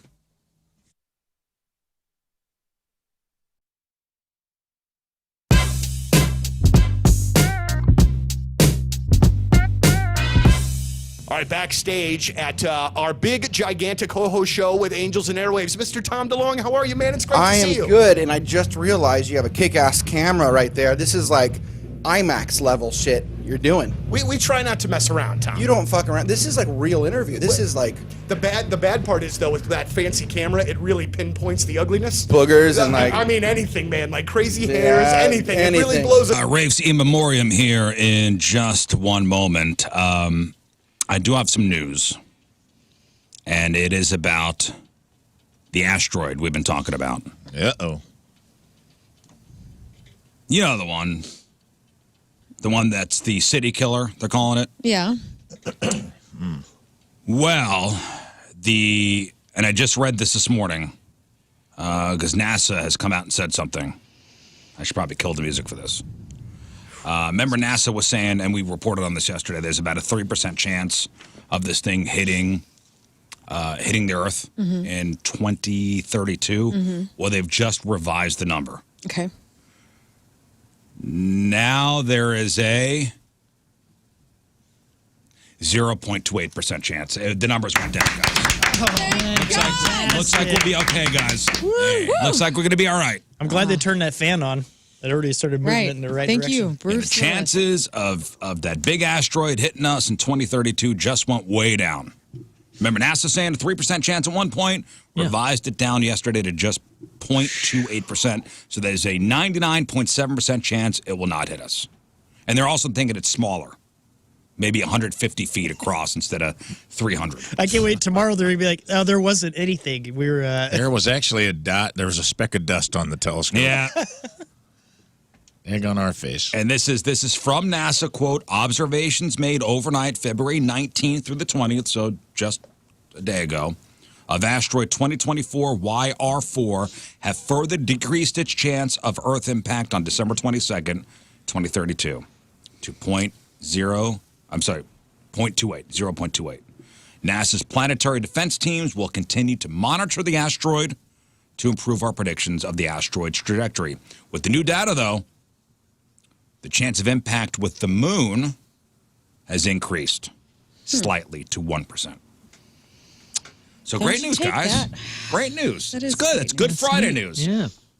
And the moon's been looking for a little action. That's right. So just don't stand next to the moon that year. I got some more science-y type news. In ancient Egypt news, what does a 5,000-year-old mummy smell like? Sure. Let's see. Like a sour shoe. Yeah, that's a good idea. Right? Like sour leather. You know what I'm talking about? Old bones. Kind of like old milk. Wet basement. That musty. Yeah, but musty wet basement. But without the moistness of it. Yeah. Or like you ever taken a cast off? Oh, yeah. Smelled your arm? Yeah, that's why I feel like there's a little leather tinge to it. So a study found they smell pretty good, actually. The top words people used were woody, spicy, and sweet. Probably smells like Keith Richards would smell like that, like a sandalwood or some sort of sunhut. Did you just compare Keith Richards to a mummy? I did. Yes. Yes. Yikes. He's been here since the beginning. It's not a stretch. In AirPod news, noise-canceling headphones. We all got them? Noise cancelers? I don't have Not at the headphones. moment. I just have turned mine up. the Earbuds, right? The earbuds, yeah. But now everybody has the phones. You know what I mean? Like the I don't know. The earbuds I have. What I don't- qualifies as noise canceling? I have Beats. I wear Beats to the gym. Are those noise cancelers? Yes, because it cancels out the background noise, right? Okay. And there's a science behind it. The good news is noise canceling headphones could affect your hearing if you use them too much, but they don't actually do damage to your ears, which is good. You just get used to no background noise. You get so used to it, your brain can't process it. So it's now going to get harder to hear things like dialogue in movies when there's music behind it.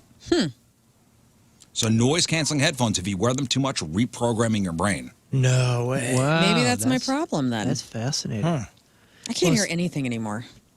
It is interesting to see like your brain, how quickly and effectively your brain can rewire itself due to sounds. You spend a week in New York City, and all of a sudden you're not hearing all the crap, the noise that's going on outside while you're trying to sleep and all that. Or if you're from a city and you go camping, people start freaking out because they're hearing all this. Like, what was that? What was that? You know what I mean? Like they get real weird about things. But you do it for a week or so, and all of a sudden it just starts to adjust. The brain is awesome. Also, as far as brains go, so a study figured out why you could eat a huge meal and yet still have room for dessert. Great. So the same neurons in our brain that tell us we're full also release a hormone that makes us crave sugar, and only sugar. And experts say them knowing this could lead to a new weight loss drug for people who can't resist sweets. Sign me up. I am such a sweetaholic. I can't deal with it. Like, I'm doing only cake as desserts this year. Yeah. Like, no pie, no ice cream, no cookies, no Skittles. And it's going well, but I have to have a piece of cake at my house at all times. Really? So you have emergency cake? I do. I go to Schnucks and I get the emergency cake piece. And this week when I went to the store, I You bought ate your wedding cake you were supposed to be saving. Dude, I ate that early. Ew. You're supposed to wait till the year to eat your piece of wedding cake, and I was like, Tim, can we just like do this for? Well, what kind of cake are you having at home? Oh, she had the rainbow cake the other day. That Oh, yeah, I was at Wally's. Best looking cake ever. I had rainbow cake for lunch, and then I just get like whatever I'm feeling, you know, Like a pound cake? No, like a yellow cake with the chocolate frosting. This week I bought yellow cake to mix with the chocolate frosting to have my emergency cake. So like a pound cake? I'm not looking for a pound cake. I'm looking for an iced cake. You can get an iced pound cake. It's so good. Fine. The iced lemon Cheesecake pound cake doesn't count. Yeah, I love pound cake. Jam. Go to Russell's. Yeah. Stock up, dude. It's cakes galore in there. We used to get some And they give you a generous slice. Russell's? Russell's on Macklin. I think there's another one too. I don't think I've ever been there. It's the spot. Well, Good I'll tell you food, this: too. I'm down some pounds, even though I am having a slice Cake of only? cake. But I make that one slice of cake last for like 4 days. Oh man, that's so cool. You know, You do So some you of get the your- wildest but most appealing sounding diets I've ever seen. I knew I couldn't just cut out sweets. I mean, I've My tried favorite it. cake is strawberry shortcake. Cool. Love that cake. That's nice. That's Cool your TV show, favorite. too. I love strawberry shortcake. Wow. Lemon meringue. Well, like real whipped cream. Right. That's a pie. I know. Okay. Well, anyway. Big meringue man. Oh, Yep, that's your turn, Rafe. They call is me time. meringue man. It is time for this week's E Memoriam. that's right. E Memoriam brought to you by us. Because I wrote it. If you don't know what the E Memoriam is, those of you just tuning in, it's a lot like the Oscars In Memoriam, where we say goodbye to folks we lost. Sometimes it's knuckleheads send emails. Sometimes it's a topic we discussed. Whatever it is, it pissed someone off. And we received an email of sorts or a message or a death threat over it. And sometimes it's ourselves. And it's a little bit of everything this week, so let's get started. First up this week, let's say goodbye to the city of Peoria. Okay. Oh, yeah. Yes, we have to say goodbye to Peoria, Illinois, a city so aggressively depressing that even its welcome sign looks like it's apologizing. If America were a road trip, Peoria, Illinois would be that gas station where the bathroom key is attached to a cinder block. They had to put something on that stretch of highway where all the billboards for vasectomy clinics and bail bondsmen was at, so they said, why not Peoria? It's a town that asks, what if an entire city was just a Denny's? And let's talk attractions, because Peoria barely has them. The number one tourist hotspot is the Caterpillar Visitor Center, where you can learn all about bulldozers and industrial despair. You want to know how soul-crushing that is? That's their Disneyland. That's their spot. You can literally go to Peoria and have a guy in a neon vest explain the emotional journey of a forklift. Enjoy that. You want to talk nightlife? Fine, let's do it. You ever seen a city so culturally bankrupt that its number one late-night destination is a strip club called Big Al's? Because I've been to it. And this place is so janky it makes Hooters look like the Ritz-Carlton. Just imagine a VFW hall with more C-section scars and cigarettes. Oh. So R.I.P. to Peoria, Illinois, the city that proves not every place deserves electricity. Bye-bye. Also, you'll be in Peoria next week. I'll be there next week, Jukebox Comedy Club. Are you going to stop by and see... the parking lot. Fist fight in the parking lot. Fist fight in the parking lot. See you there, Peoria. I hope you'll come out and see me and Todd Barry next week, Jukebox Comedy Club. Get your tickets at jukeboxcomedyclub.com. Next up, Belichick's and his baby girl. Uh-oh. We owe Bill Belichick an apology. We ragged on him pretty hard because his girlfriend is 48 years younger than him this week. I wasn't here for this. I was wrong. That was Monday. You're absolved. Who was ragging on him? I was. Why? I'm All of us. obsessed. I can't deal. I couldn't look away. It's a disaster. Nikki Glaser was hanging out with her at the Super Bowl. I can't deal. She's a hottie. She's a I very know, but much a hottie. she's 48 years younger than Bill Belichick. What? And it High looks like- fives to him. Exactly. High fives to you, Bill. We're sorry, Bill. Just because you had already won 2 Super Bowls while she was still a sperm doesn't mean it's not true love. You know, Bill, even though she is too young to remember most of your coaching endeavors, after getting one look at your wrinkly old nutsack, she definitely is up to speed on Deflategate. Oh. Statutory of Liberty play on 2. Hut, hut, bye! Next up, Jack in the Box tacos. We upset some fast food enthusiasts this week when we pointed out the obvious. The Jack in the Box tacos are not actually tacos, but more of an x-ray of a taco. Yes. In fact, if you raise that limp, translucent tortilla up to a hospital light, out of nowhere, a taco oncologist would appear and tell you that taco has stage 4 pancreatic cancer and about 15 minutes left to live. In a last-ditch effort to save that taco, you agree to sour chemotherapy, but it's too late. That taco is too far gone. The amorphous beef paste is spread to the outer edges, leaving an unsalvageable sliver of shell. Oh, you're right. It is a beef paste. It is very much a beef paste. You're right. It's a pate.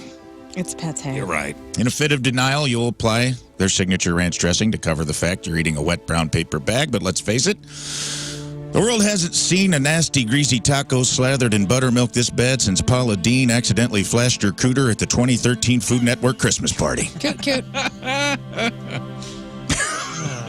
Slowly, you accept that your taco's not healthy and donate its lard-filled carcass to be part of a moving tacos exhibit at a taco medical college or science centers all across the nation. Look, we're not saying it don't taste good. We're just saying it ain't food. Bye-bye. Yeah. Does anybody buy those sober? Some people do, unfortunately. They really do? Yeah, I think so. I've never seen a sober person buy one of those. Well, I think it definitely has a market to the drunken buffoon. Well, it's also even the marketing campaign for Jack in the Box. It's like Up late. it's the stoners on the couch, and Jack with the big bobblehead. Anyway, sorry, Rafe. It's okay. I like what we discuss in between. That's my goal every week. Next up, single moms, pump and dumpers. We had a small blip in Learns Feminism this week when Riz was discussing a pump and dump crypto scheme, and she said she thought that's what they called single moms. Pump and dumpers. So, her bad. Pump and dump. Nobody's perfect. Bye-bye. You skanks. What? No. Yeah, that got me. I'm sorry. You got to own that. That was on you. That wasn't us. Surprise coming from that The side male of the room, I'll be woke honest with disease you. got in my brain for like Yeah, a it's split our second. fault. Yeah, of course. always escaped me. We knew it was our us. fault. Somehow it was Yeah. going to be on us. Speaking of single moms, 1 out of 1,057 guys in a gangbang. In a paternity test that we mentioned earlier, even Maury wanted no part of. A woman who banged 1,057 guys is preggers. So RIP to one lucky guy who will now be the legal guardian of a superhuman baby that contains every strand of DNA in the known universe. Hopefully you will go full Jonathan Kent and raise them to protect our world and maybe keep their origin story a little vague and mysterious if you can so they don't kill us all. Bye-bye. My God. Yeah, that if this is true, this is true, I mean, how do you explain to the kid, like... You don't. I guess not. You don't, or he will use his heat vision to melt us all. Or she. Or she. Or twins, Basil, twins. Who knows what's in there? And finally, the final installation, the diatribe of the week. We say R.I.P. to the honor of President's Day. Riz, you weren't here for this, but we'd like to take a moment for a heartfelt offered apology to President's Day because we may have slightly misunderstood the holiday. It seems between the four of us, Riz wasn't here, we just assumed that President's Day was less about honoring our nation's leaders and more about commemorating the historic moment when Abraham Lincoln became the first president to invent a waterbed. But honestly, that's not all on us. I mean, you've seen the commercials for this day. It's 90% mattress sales. Or linens. Thank you. I'm not wrong. Like, tell me it doesn't make a little bit of sense, right? Abe rolls into the White House, exhausted from uniting the country, and boom, hot bod Mary Todd corners him in the Lincoln bedroom and says, Mama's feeling frisky for her tall drink of water. Hot bod Mary Todd. Thank you. Boom. Water's been planted in Abe's head. Now the seed is planted. Next thing you know, Honest Abe is log splitting Mary Todd Lincoln doggy style on a lumpy hay-filled mattress. Smacks her on the ass and sees a sweet, sexy skin ripple roll all the way up her back fat, and it dawns on him. Everyone tries to keep creating a mattress lighter than air, but what if old Abe created one that was heavier than water? And then Abe went to work on the schematics and filled a whole bunch of old-timey hot water douche bottles, lined them up inside an old barnwood bed frame, and voila, the water bed was born. A revolutionary full-wave motion-supported sleep system brought to you by the most honest man in the country. Hell, we even thought that's what the giant inflatable dancing guys out in front of mattress stores was representing. They all look like a one-to-one scale model of Abe's tall, lanky ass trying to wiggle his way out of a waterbed. Yeah, true. Let's think about this, guys. No one's ever looked cool getting out of a waterbed. What better symbol of true equality could there be born from the architect of equal rights? Had this whole image in our heads of Lincoln floating majestically in his stovepipe hat, gently bobbing on the rippling surface while these words filled his not yet bullet-riddled head. Oh, my God. Sorry. Little graphic. It's just... Yeah, a little graphic, but... Oh, well, you're not better than me, Pumping Dumpers. 40 winks and 7 naps ago, our fathers brought forth on this continent a new sleep innovation, conceived in comfort and dedicated to the proposition that every man, woman, and restless tosser deserves to slosh equal. Now we are engaged in a great mattress sale, testing whether that bed or any bed so luxuriously soft and wave motion enhanced can long endure. We are met here in the great showroom of history to dedicate ourselves to the purchase of this bizarre aquatic slumber pod. Despite its long history of popping, leaking, and making every single intimate encounter feel like a drunken canoe ride. But in a larger sense, we cannot hallow, we cannot consecrate, we cannot properly roll out this bed without looking like a beached whale in distress. The brave men, living and dead, who have attempted to get out of these liquid-filled dork traps at 3 a.m. to pee, only to be flung unceremoniously to the floor, have consecrated it far above our poor power to add nor detract. The world will little note nor long remember what we say here today, but it can never forget the chiropractors who have profited from its wobbly back wrecking embrace. It is for us, the well-rocked, the well-rested, to be dedicated to the unfinished work of figuring out how to replace a fitted sheet without spilling half the Atlantic Ocean on the carpet. Let us resolve that these beds shall not have not been purchased in vain, that this nation, under warranty, shall have a new birth of stability, and that solid motion-filled mattresses of the people, by the people, and for the people shall not perish from this earth. But alas, this is not the case. Turns out President's Day is actually about Washington and Lincoln's birthdays, and not, as we previously assumed, about the Founding Fathers securing 0% financing on a Sealy Posturepedic. So, the President's Day, we're sorry. Next year, we'll try to honor your legacy in a more historically accurate way moving forward. Bye-bye. Bye. And finally, real RIPs. Both of these hurt. We found out yesterday, guys. Francesco Ravella, inventor of Nutella. And did it rhyme? Yes. Do we think that he did it on purpose? Yes. We may never know. But the inventor of hazelnut spread, Nutella, Francesco Ravella, or Ravella. I don't know how you say it. I don't know. Maybe it's supposed to be Nutella this whole time. I don't know. Rivella. So Francesco Ravella, I like it hazelnut. He's dead. That's the point of that story.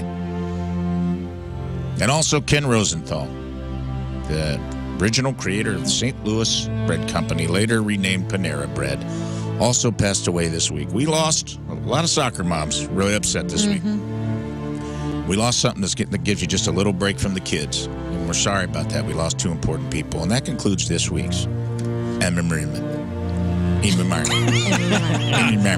Thank you, Ray Williams, everybody. As we say goodbye to the week, the work week. Yes. Okay, thank you. Thank you. Hey, question for you. And well done, Rafe. All right, so I'm going to ask you this question. Okay. It's the end of the work week. You know, you've worked Monday, Tuesday, Wednesday, Thursday, Friday. You know, by the end of the day here, you're gonna have put in your 40 hours. If you were to work 40 hours a week, but break it up into however you wanted, how would you do it? Like, you got to work 40 hours. Would you want your typical setup, 5, 8 hour work days? No. Would you like an extra day off, so like 4 10-hour days? Would you like 2 extra days off, like you could do 3 13-hour days? Or, I don't know, how would you want to do it? How would you want to break it up? Or would you want to do like work 6 days? Like 6 6-hour days. That's not 40 hours. It might have to be 6 6-hour, 40-minute work days, but whatever. So would you want maybe 6 days a week to work, but less time at work? I'm good with just the Monday through Friday, 9 to 5. So you are good for the typical setup. Yeah, like no work, like we work a lot of weekends, like in this job. Like we work all the damn time. So yeah, like sometimes I'll daydream about that. Like people that have the 9 to 5 Monday through Friday, no weekend work has to be, they don't realize how good they probably have it. So you want the typical setup? Yep. Oh, I definitely do not. Yeah, you lucky corporate slaves. I don't want the typical setup. I think I'm going for the extra day off. So 4 3-day weekend? Yeah, I'm going to go 4 10-hour days. Yeah, I think I would do Monday through Thursday, 10-hour days, or on occasion, probably a Tuesday through Thursday, 13-hour days. I mean, that's the way to go. 13-hour days. So the 2 extra days off. Yeah, depending on what I'm doing. Like if, let's say it's a perfect world, and just like Learn is saying, that my mind and body gets to check out at the end of it, which has never been a job I've ever had, really, because like whether it's a creative or I'm writing records or doing music or doing radio, like we're on all the time. There's no sacred days, you know what I mean? So I would say doing a Tuesday through Thursday, if it's something I can check out in. Tuesday, Wednesday, Thursday? That would be so dope, dude, because when I start going, I don't mind going for, I'm an intense, like to go at it. Three 13-hour days. I think that'd be great. Yeah, that's a smart one. I think that would be great. Because then my mind is dedicated on, okay, now it's Tuesday. I'm locked in. Like I'm locked in for 3 days, and then, hey, family, hours. You got me for the rest of the time. Yeah, wouldn't that be exceptional? Yeah, those 13 hours, though, would be, that's hard. That's a hard day. Well, I mean, ideally, I'd be doing hard something day. that I like or that I feel has purpose and real meaning, and I would, Scott, you going to do the 3 13-hour days? No, because I don't know. I like coming in, so I'm going to do 7 days, but I'm going to put, hold on, hear me out. I like coming in every day, so or I like coming into work, so I'm going to do 3 days where it's 13 hours, but I'm working 7 days a week, if that makes sense. So I'm putting it, kind of mixing up the time. Hardest working guy I thought know. you would do 2 20-hour days.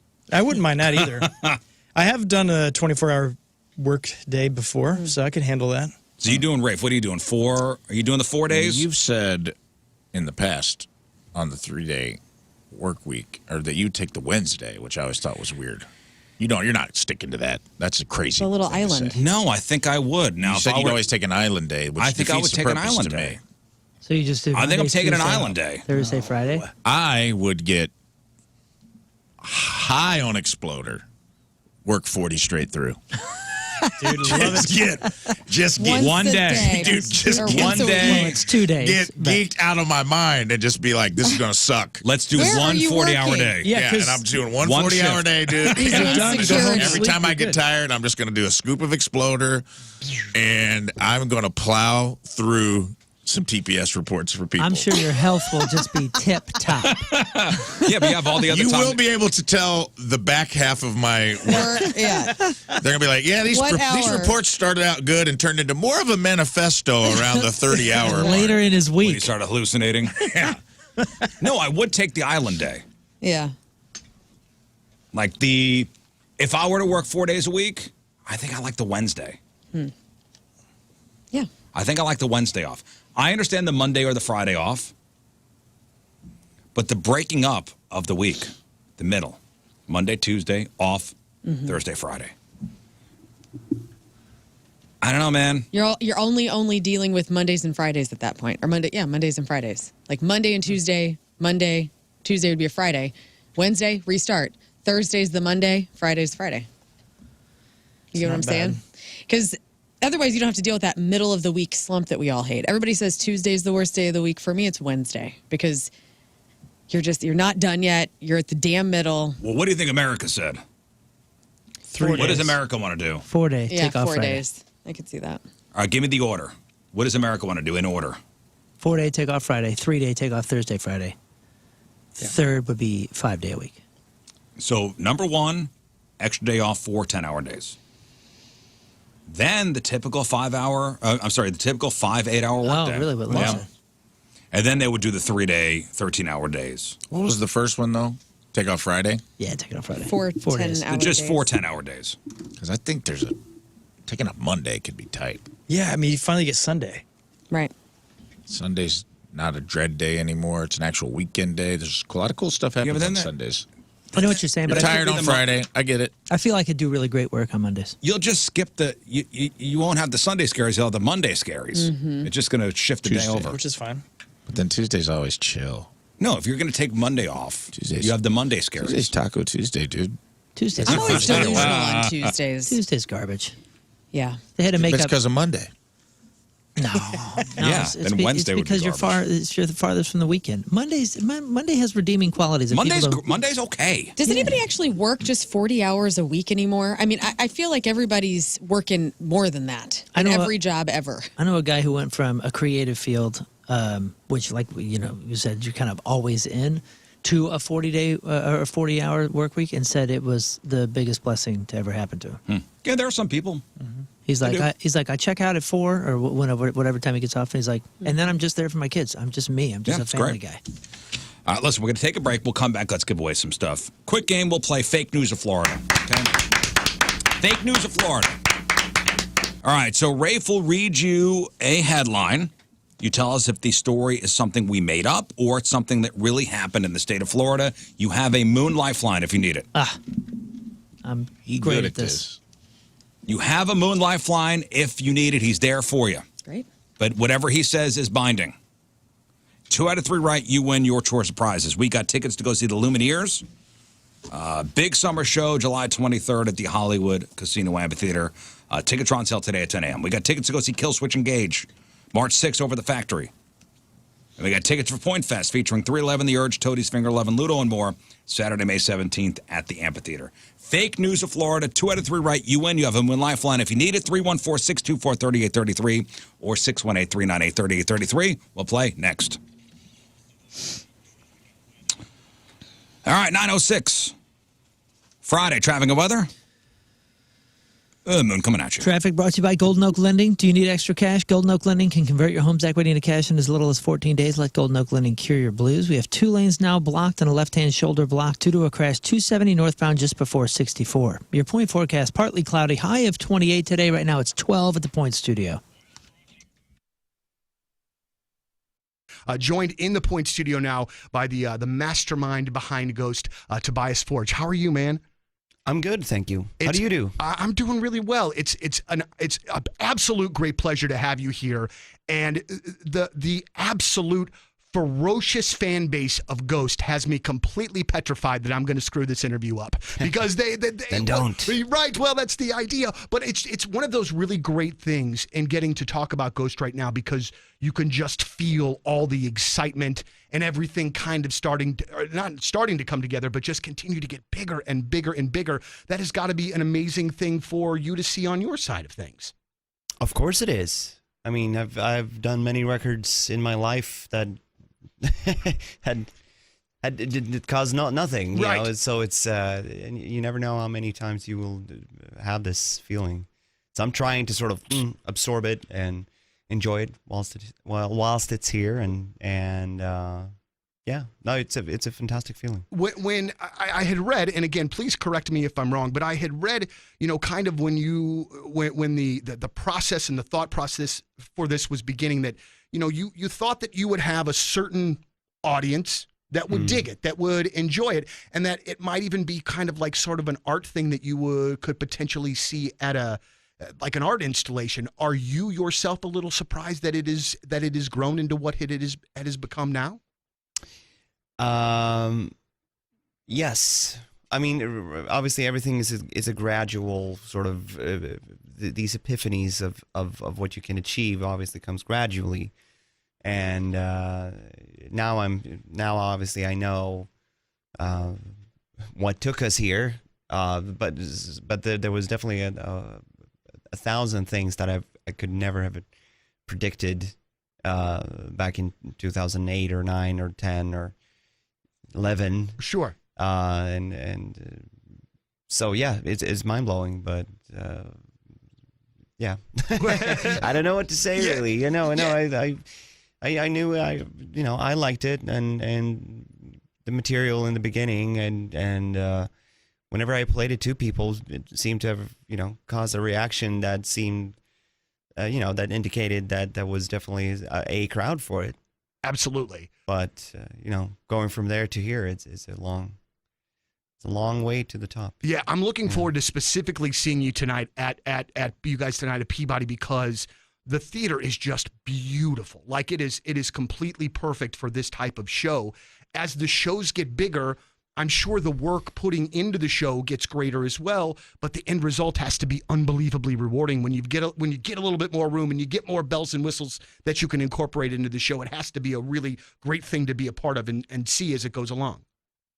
It is. As a perfectionist, it's also very grueling because everything is a work in progress all the time, and a lot of the things that I have in mind right now are, since we're doing a few arena shows this fall, and that's where we intend to sort of keep it in the future. There's a lot of moving parts that needs to go, and we just started the album cycle as well. This tour that we're on right now is technically it's like a pre-album sort of warm-up tour. Sure. And there's still a lot of things in progress, and as a director of all this shit, I see a lot of flaws. I see a lot of things that are not done yet. I won't bore you with that, obviously, but that's part of being in a movement, I guess, that's going forward and upwards. You constantly what you present is basically something that is in progress, and since I know where we're going, right, I'm never fully content with what I see right here, right now. I'm a little bit more like, well, wait till you see the next thing. Right. So it's almost like Victory Men's Health. It's Friday. Boys, take some of that paycheck money and schedule yourself an appointment at victorymenshealth.com right now, and then go to one of their 4 locations. There's one in Town and Country that King Scott Moon and I go to. There's one in East O'Fallon, Illinois and Missouri, and there's one in Sunset Hills, and they have added cardiovascular testing to make sure your heart's in good shape, on top of all the other great services they provide, which include treatment for ED, treatment for testosterone therapy, treatment for vitamin therapy, peptides, Maybe you need to lose a little weight. They have weight loss therapy. They have red light beds that can help put collagen back into your skin if you're feeling a little wrinkly, feeling those crow's feet or forehead lines hitting you a little hard. You can go in there and get some collagen back in your skin. They got everything, and they know exactly what you need because they test your blood down to a microcellular level. They figure out what's going on with your body. They give you a customized treatment plan. It is not one size fits all. It's one size for you. And then they are your cheerleader and your taskmaster every step of the way to make sure you're adhering to treatment and that you are feeling your best. So don't wait. Take your health back in 2025. I'm talking to you, Frank. Schedule an appointment at victorymenshealth.com. That's victorymenshealth.com.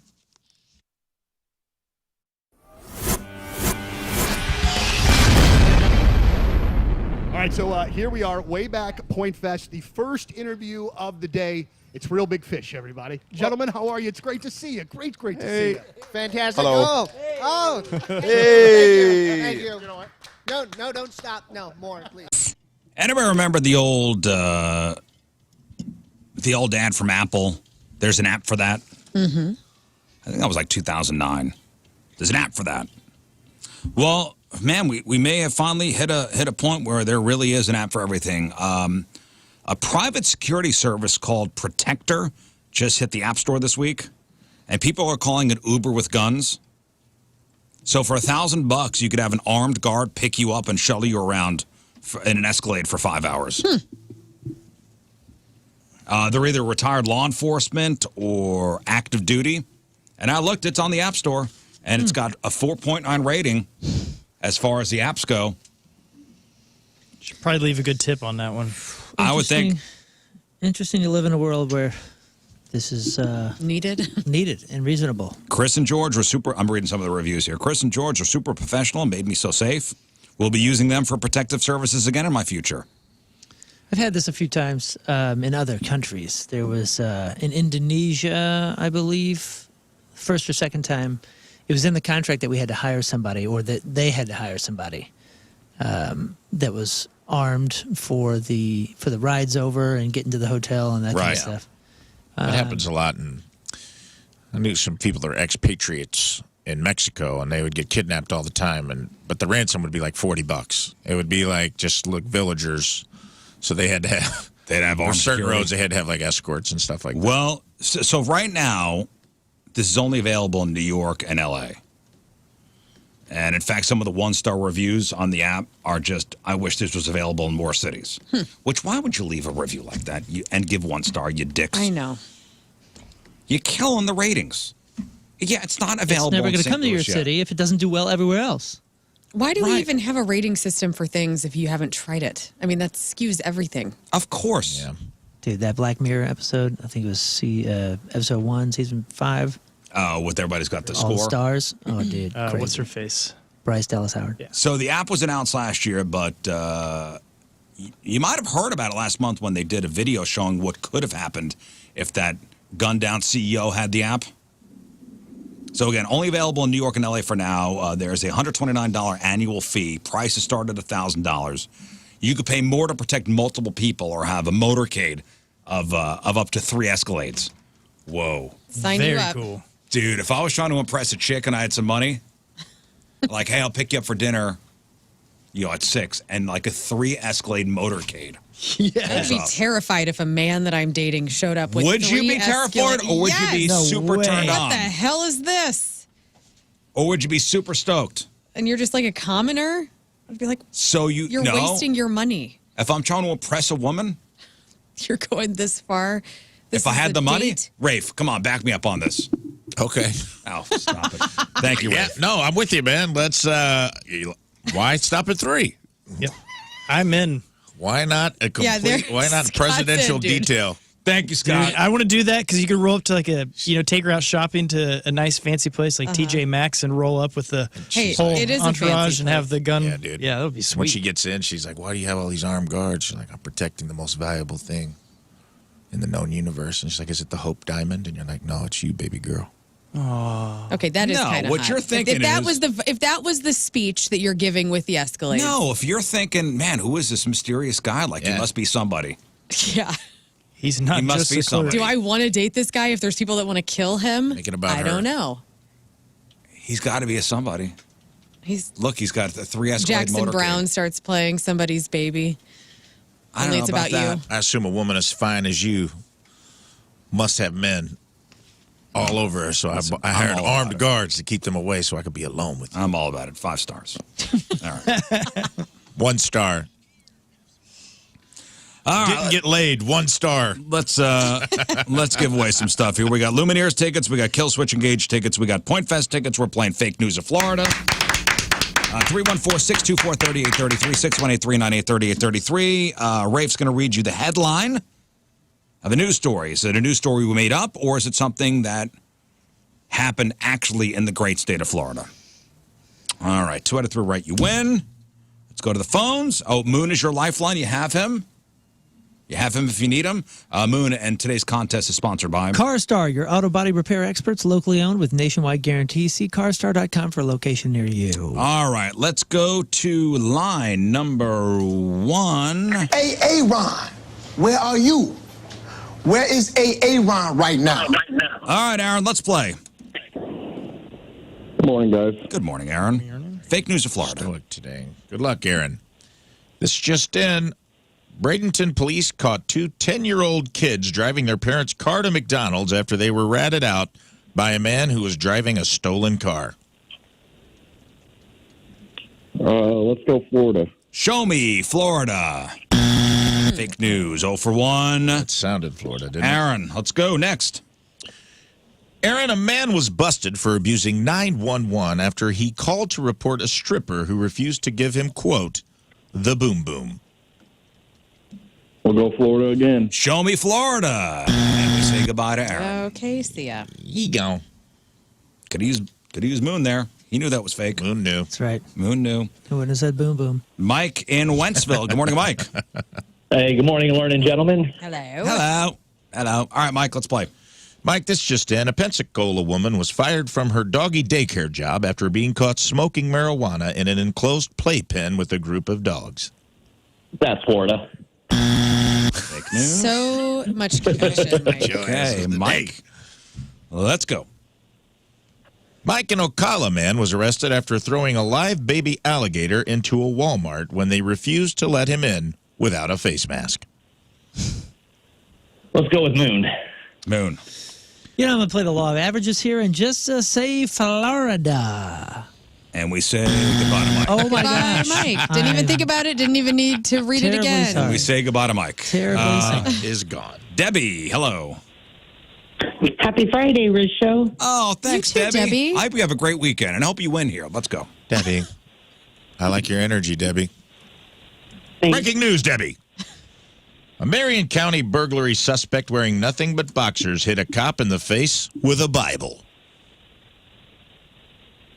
I'm going to say Florida. Show me Florida. Oh, that's Florida. What's Florida. up, Debbie? That's Florida. Next. Debbie, a Florida Highway Patrol canine found drugs in a Brooksville man's taco dinner kit. Okay, I'm going to use Moon. All right, Moon. Here we Repeat it. go. We're assuming this was Ortega. Because this feels familiar. Go on. A Florida Highway Patrol canine found drugs in a Brooksville man's taco dinner kit. I feel like we had this story not long ago. Show me Florida. Oh, that's Way to go, Moon and There Debbie. you go, Debbie. Hang on. Hurricane Debbie. You're welcome. Let's go to Donnie. Hello, Donnie. Hey, good morning, everyone. All right, Donnie, let's play fake news or Florida. All right, Donnie. Donnie, this just in. A Santa Rosa man dressed up as the Grim Reaper and went on the beach to scare people away. I bet you a pack of Marlboros, that's Florida. Show me Florida. Oh, that's Florida. Didn't know we were taking side action on these. That but all is right. correct. There we go. Guess I owe you a pack of Marlboros. Look me up at Venmo. Donnie, a Port St. Lucie man was arrested for stealing a car after he drove to court to face charges of grand theft auto.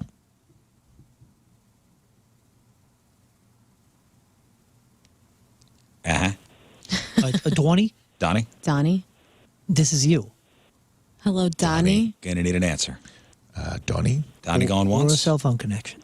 Donnie's gone. Oh, We lost Donnie. I bet you I'll meet you at the cricket store with a pack of smokes. All right, let's go to Brad. Hello, Brad. Poor Donnie. Morning, guys. All right, Brad, here we go. Fake news of Florida. Should we redo that one? Yeah, sure. A Port St. Lucie man was arrested for stealing a car right after he drove to court to face charges of grand theft auto. Yeah, it sounds like Jeffco, but I'm going to say Florida. Show me Florida. Oh, actually happened in Connecticut. Oh, because it was a real story. It was a real story, but it actually happened in Connecticut. Darn it. Sorry. Little Next. curveball Real there. Here we go. Good luck. Just then, a Fort Myers woman married a tree so she could keep town officials from cutting it down. Florida. Oh, that's Florida. That's Florida. All right. Brad, it comes down to this. Brad. Breaking news, Brad. A Dade County woman married a Ferris wheel and named it Bruce after she fell in love with it at a carnival. I'm going to go with Moon on this one. All right, Moon. Here we go. Now, listen, I know this is a true story. I just can't remember if it happened in England or Florida. Repeat, please. A Dade County woman married a Ferris wheel and named it Bruce after she fell in love with it at a carnival. Oh my gosh. Okay. I'm going through all sorts of emotions. One, I feel like I've heard the story out of England before. Two, if it were made up, it would be a good name. We just talked about the name Bruce, and is it because this story was real, or did you make up the story because we were just talking about Bruce? Bruce is a great name for a I know Ferris wheel. we were talking about kids being named Bruce and all that. You know what? That was one of my names I would have picked. That's how it came up. I know, and that's the only thing that's leading me My to landlord told me that fit. to say fake news. When I met you, you said Bruce. I'd have been like, yeah. You look like a Bruce. Yeah. Yeah. Okay, I need an answer. I know. I guess I'm going to say, show me Florida. Show me Florida. Wise choice. Oh, that's Florida. Congratulations. That was great. Congratulations. Appreciate it, buddy. Yeah, dude. Hang on, Brad. That's the kind of lifeline action we're looking for. Took us on a ride there. Jamie, hello. Hello. Hi, Jamie. Let's play fake news of Florida. Good luck, Jamie. This just in. A Pensacola dog walker was arrested for drunk driving after he rode a horse to pick up his daughter from school. Florida. Man, there's so many keywords in there. Fake news on that one. Next. There are some Florida keywords in There's there. a lot of keywords. All right, let's turn it around here. Breaking news, Jamie. A Miami man with no arms was charged with stabbing a Chicago tourist. Fake news. Oh, that's Florida. That's real. There's a video of it. Got him with He just died, that guy. presumably a he's, boot knife. he's always getting in trouble. Yeah, he died recently. Sorry to hear that. All right, Jeff, Granite City. Hello. Hello. All right, here we go. Jeff, Pride of Granite. Here we go. My name's Jeff. A Palatka man was arrested for asking deputies to test the quality of the meth he bought off of a local drug dealer. That's Florida. Oh, that's Florida. Yes, it is. Well done. Yes, My neighbor. it Well done. is. Next. Jeff, police in the town of Bunnell arrested a couple for leaving their kids in the car while they watched the Super Bowl inside of a bar. That sounds like Florida, or at least somewhere around there. It's definitely Oh, that's Florida. Another winner. Excellent good, job. nice. All right, let's do one final contestant here, and then we'll get to sports. Moon. Wes in Melville. Hey, Good guys. morning, Wes. Hello. Good morning. All right, Wes, here we go. Good luck, Wes. This just in. A Fort Lauderdale man was arrested for DUI after he slammed his car into a police station. Florida. Fake news. Oh, yeah, sorry, buddy. Fortunate. Next. Breaking news, a Pompano Beach woman told police she shouldn't get a DUI because her cat was the one who was actually driving. Fake news. Yeah. Show me fake news. It was an Ellisville woman, actually. Yeah, that was me. Fake news. All right. Wes, for the win. For the win, Wes. And ending Friday on a good note. Police in the town of Parrish arrested a man for assaulting his wife with a Taco Bell burrito. I think I remember. That's Florida. Show me Florida. Way to end on a good note, Wes. Oh, that's Florida. Very good. Nicely done. Well done, Wes. Well done, Wes. Hang on. And that's how you do that. That's how the West was won. That's how the West was won, indeed. Indeed. A Taco Bell burrito. Assault job, with the Moon. Taco Good job on the Bell lifeline. burrito. Yeah, we did it, guys. Feeling good. Rolling into the weekend and feeling good, giving things away. You know, I was thinking about this. So I went to, remember, I was up in Peoria over the weekend, and, you know, we came back, we got McDonald's. Yeah. And whoever was working the drive-thru did such a great job. And it got me thinking, like, have you ever been served by somebody who's actually good at it? Mm-hmm. And it really will reinstall your faith in humanity. Mm-hmm. Fast food only? Fast food only, like somebody who's really good at it. And I think that's one of those skills that people underestimate because they think anybody could do it. But actually, when done well, it's a game changer. Mm-hmm. Lee's Chicken, Kings Highway, the nicest staff. Every time I've gone through there, dude, they are kind and polite. And the woman who works the drive-thru is sweet and treats you like a human being and is very, make sure you're taken care of, make sure your order's right. And that, I don't know if it's living in the city, but that's very rare. I love that place. I shout that place out anytime I can. It's a good spot. Good employees. Give them all a raise. Most of them aren't there anymore, but the St. Charles up by Cave Springs, Lion's Choice, back when the band was doing our records here, we used to go there all the time, and they were so kind, so nice, ran just a real nice, fun, lovely, tight ship. I don't think most of them are there anymore, but that was an exceptional. I'd go out of my way to go there to make sure that I was just thinking of of different skills that people underestimate because I could do that.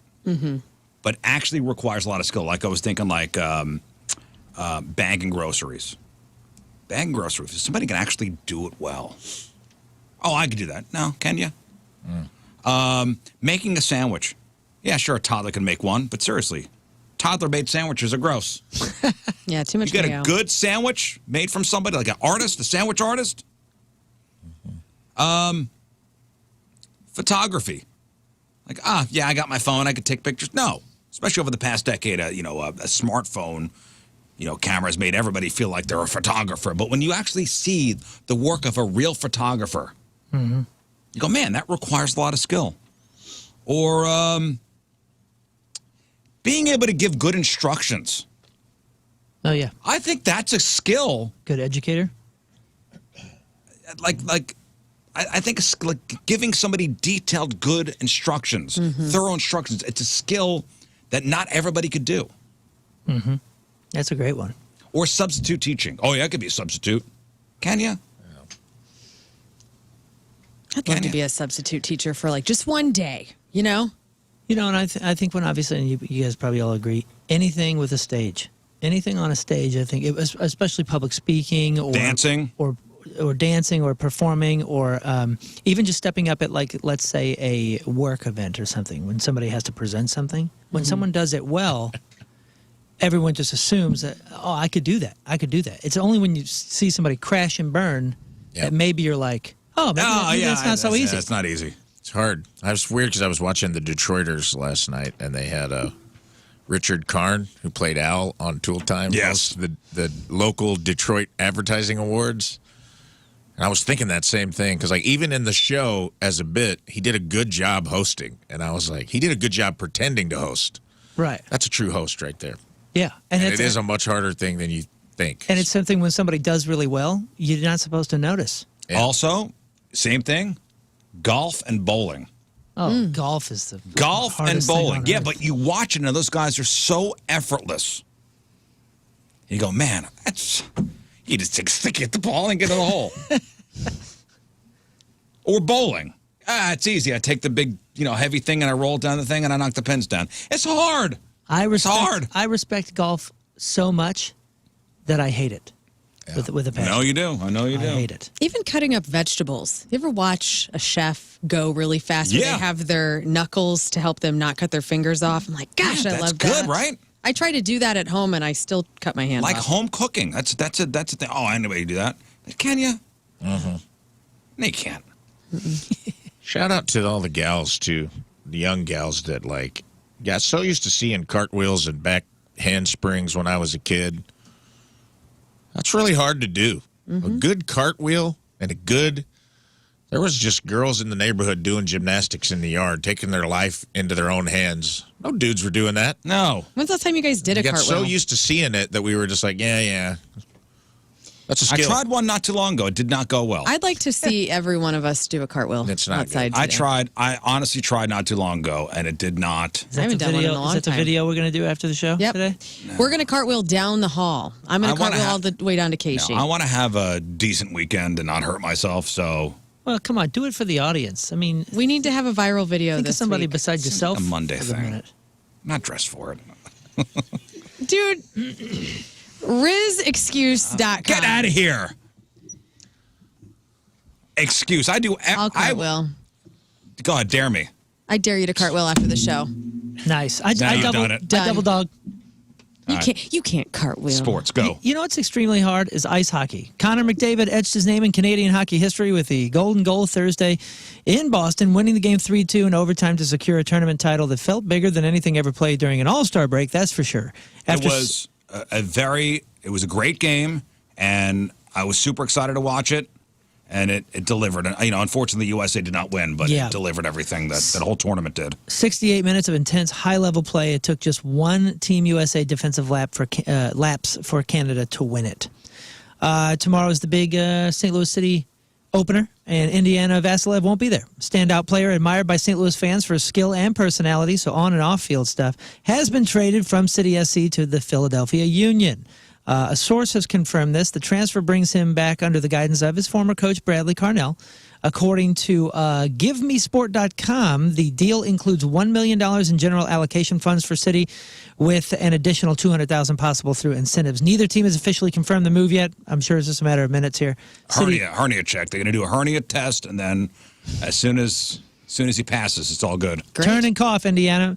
City SC is scheduled to take on Philadelphia on March 22nd. Miami quarterback Carson Beck has both his Mercedes and Lamborghini stolen overnight in southern Florida. no. Lucky. According to a report by a talk show over there, police are currently looking for both of Beck's personal vehicles after they were stolen, along with an SUV belonging to his girlfriend, Hannah Cavender, that has since been found.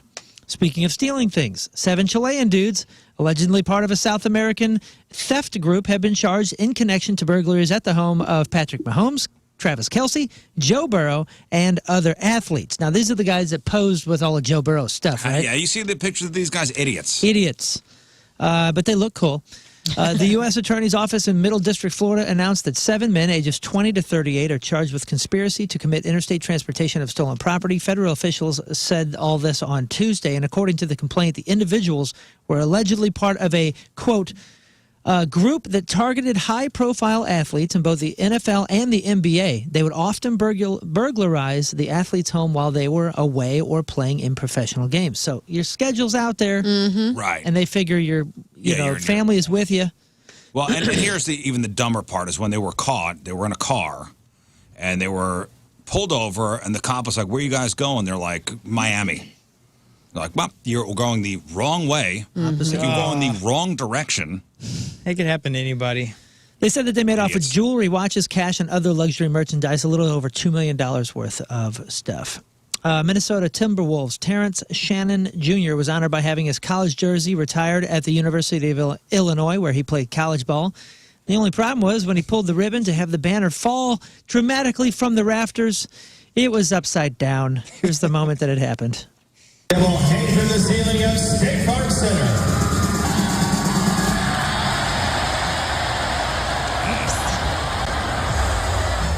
Oops. While speaking with reporters at the start of Los Angeles Angels spring training, Mike Trout announced that he's going to be switching positions. Quote, kind of just threw everything at the table, he said, with his discussions of the team this offseason, as in what's best for me body-wise to keep me on the field, and came to the conclusion that I'm going to go to right field. I like it, tried it out, we'll see where it goes. Trout has been a career center fielder since his major league debut with the Angels in 2011. He played right field just 17 times so far. Despite being widely considered one of the best players of his generation, the 33-year-old Trout has dealt with some injuries throughout the last several years, and since 2019, he's played more than 100 games just one time. Let's see. Oh, former Kansas City Chiefs wide receiver Kadarius Toney was arrested last month for allegedly strangling a woman. After squeezing the woman's throat, quote, with enough force to cause her to be unable to breathe, Toney then allegedly took her phone so she couldn't call the cops. Jail records show that the 2021 first-round pick was charged with 1 count of aggravated assault, strangulation, and obstructing 911 calls. I'm Moon, and that's your sports because doing the bull dance, feeling the flow, working it. All right, one final break. We'll come back, wrap her up. Oh, let's do it now. Let's do it now. Let's do it now. Okay, so wait, and Columbus, I don't think you have a clue how bad this this gun hurts. Would you like an example? Would you like to try? Would you put your butt on the line and? You guys can shoot me. Yeah. Have Scott. How about you shoot Clonvis first? Can I take one shot in the Can I tush. take one of his shots and give him 4? Was that What? fine? No. Oh, that's happened. I'd like to. I mean, just as a gesture. I mean, of that's a pretty. goodwill. That's a pretty amazing friend right there. In tribute? Or I'll take one and I'll still shoot him 5 times. I had 4 last week, and I'll tell you, it was excruciating. I'm interested to see if it's as bad as you guys say, or if you're hamming it up. So I'm willing to take a shot. Yeah. Okay. I would love for you to take a shot to see if we're hamming it up. Fine. You know what? He'll take one of your shots. You're amazing. Shoot me. All right, good. Holy smokes. He's going to take one of your shots. Wow, I'm such a pushover today. Thank you. All right, let's do it. It's because I'm in a good mood. Okay. So do you get to, who's going to shoot me? Scott will shoot you first. Okay. Okay. It's only fair. Respect. I gotta take my butt out? Yeah, no, put it up against the, go up against the wall there. Just your undies. See if He's his got a cheeks lot of have gear. rosy red marks on him. Clive has got a lot of gear. He's got take off. Oh, sorry. All right, here we go. Let me see what kind of undies this Clive line is right wearing. All right. What kind of undies? The There's good probably kind? a belt buckle on his undies. They're Halloween underwear.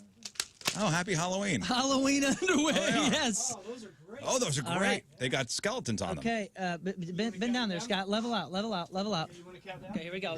Count it down. 3, 2, 1. 3, 2, 1. Oh, that hurt. He's That laughing. hurts. What happened? You hit him in the middle? Yeah. That hurts, man. It hurts worse than you thought, right? Yeah, boy, it does. It doesn't sound like it's going to hurt, and then it feels like somebody stung me or pinched me or something. It gets much worse with 3 or 4. Not only that, it doesn't hurt at first, but then it gets Yeah, it's getting built. worse. Yeah. And I'm nervous because I have to pee so bad. I'm like, I better not go right now. Yeah, I got to pee too. That didn't help, man. I appreciate, Thank you for taking it. appreciate you being honest with big. the pain, but the fact that you just laughed at it, like that's You can't, because it's such an a feeling. It sounds like. A feeling you can't describe it first, and it hurts. Yeah. It hurts. Yeah. You want to try to? It's either laughing or crying. You want him to cry? Yeah, you're right. Maybe laughing is crying for a clown. Perhaps he's crying. Yeah, I'm all mixed up. All right, give him 4. Give him 4. Go over there, Scott. Take here. your punishment like a man. So this is your line right here. Two up to this line. Now you're gonna alternate cheeks. Yeah. You want, or Scott? Do you want? Just to get? Do you want 2 on 1? No. Run left, right. left, right? I'm kind of a bullseye guy. Boy, Scott's got a small tush, by the way. No, because then that's where make sure it's on the cheek. Yeah, hit the cheek. Scott's got a small tush, doesn't he? Yeah, it's cute. Ready? Count it down. 2, 1. Oh, 3, 2, 1. Oh. Same spot. Oh, 3, 2, 1. baby. Oh, God. Oh man. I love how he goes, I'm kind of a bullseye. What a fun game. That's fun, isn't that? Oh, that stings so bad. You can cry, Scott. It's okay. There you go, My buddy. stomach feels good now. Well, that's that. Let's put the gun back in Oh, mothballs. man. That's it for the year. I'm wearing Pretty jeans fun. next year. That's it. That is fun, isn't it?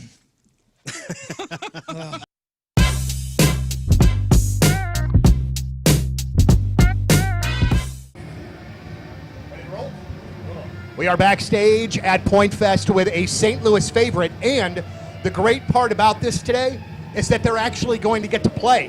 Ladies and gentlemen, highly suspect backstage at Point Fest. What's going on? Welcome back. It's wonderful to see you as always. But I would also like to tell you that Natural Born Killer has been one of our favorite songs of the year so far. It sounds great on the air, and it sounds like a great highly suspect song. So let me ask you, Where did that come in the recording process? One of the first, one of the last. Where was that? Smack dab in the middle. Oh, okay. All right. I always wonder if, when it comes out as a strong lead single like that, if where it was in the creative process matters. You know what I'm saying? I think once we heard that riff, it was like, okay, this is like the sports anthem style riff. We just kind of knew it would be the one. Yeah, absolutely so. So a new album is out now. All right. How quickly do you see the audience singing songs back to you? Like almost immediately. Yeah. Yeah. And you are luckily. And you got to be kind of like amazed and taken aback by that a little bit. Oh my God, it's a blessing. It's incredible. I can't remember words to songs I love from 20 years ago. I can't remember the words to the songs that we wrote, so I struggle. You know, here's like kind of a weird one, and I'm very curious about like little things like this. I was at a show the other night. Pearl Jam was here. They played the Enterprise Center. And you have half of the venue that have phones up and are trying to record the entire show. And then you have the other half that are seemingly annoyed by those that are recording. As a band, do you care? I hate it. You hate it. It's the worst. But let me ask why you hate it. And I hate it because I'm a short guy. Inevitably, somebody in front of me has got it, and then I'm not seeing anything. I'm dancing the entire show. As another short guy, it bugs me too. You know, it's killing the view. Like, I want to see the show. I also wonder who's watching these videos. That's the thing is like you take a cell phone video, and then what? You listen to it, it sounds terrible. You're never going to watch it again. It's like, take a picture and put your phone down. Be present. Right. You know, back in my day, we didn't even have the option to do that, so. It's crazy to me when I see people complain about Jack White's phone policy, where he won't let you, you got to leave it in a bag. And maybe that's a little bit too much, but I like the general idea of just going to the show and watching the freaking show. Like, right, exactly. That's unheard of. Yeah, completely unheard of. So, touring-wise, we busy the rest of the year, I would assume? We are. Well into 2023? We are. How far do they book you dudes out? So, like, if I want to make a 30th anniversary show for The Point for next year, because we're turning 30, how far ahead do I have to, do I have to talk to the booking people to get Highly Suspect in? No, you just talked to us. You just said that. We'll be there. You know we'll be there for you. All right, well, thank you very much. It's a big birthday. I mean, 30 years for an alternative radio station these days. I can't wait until I have mine. My next birthday is 50. I'm not prepared for that even in the slightest. But now when my kids say I do old man stuff, I do old man. I mean, I can't even fight them on it anymore. Like what? What's old man stuff for you? Well, let me tell you. I have this particular pair of New Balance tennis shoes, okay? I got them to walk in, and as soon as I took them out of the box, I am not even lying, my two oldest kids started crying, laughing at me and my old man shoes. And then when I tried to point out to them that how much the arch support means to me, oh my God, like they were hyperventilating. So that's just one of the things. I have the TV on super loud all the time. My hearing is going, the hair. I mean, dude, it's not a pretty picture. Like, my wife is way too cute, truthfully, for what's going on here. You're selling yourself short, Donnie. You're a beautiful man. Thank you, man, very much. I've taken this in a very weird direction, but more than anything, I just wanted to tell you guys thank you. We love it when you're here. You mean so much to us as a band for the radio station, and we're just genuinely thankful when we get to see you. No, the pleasure is ours. You guys have done nothing but support us since day one, and it's honestly like an honor to be loved so much by you guys and by St. Louis, and it's felt, and we're very excited to be here as always, and yeah, tonight's gonna rock. I really wish I could get away with wearing sunglasses like that, too. Your sense of style, fantastic. Well done. Johnny, the boys from Highly Suspect, Backstage at Point Fest. Thank you guys very much. Thank you. Thank you. Thanks, man.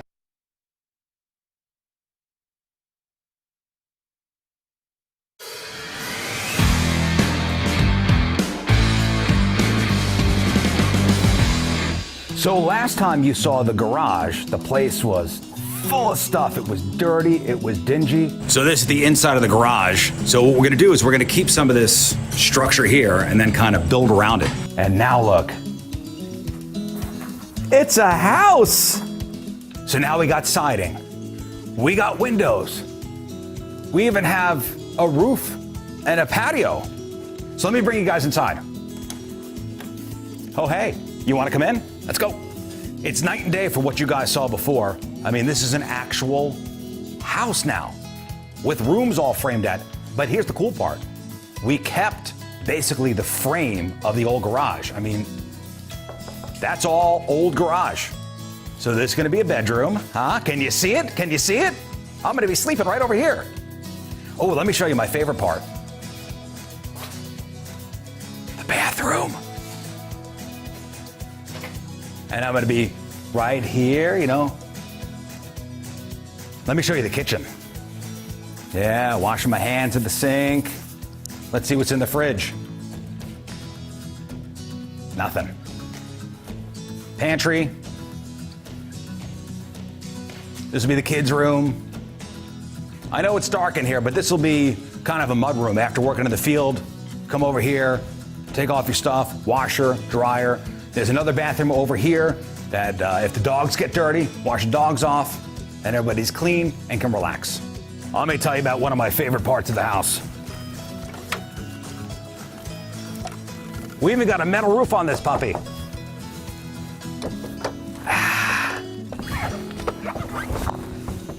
This is it. House is almost done. Well, just gonna sit up here, sun myself, soak it all in, watch the plants grow, and we'll see you next time on the farm.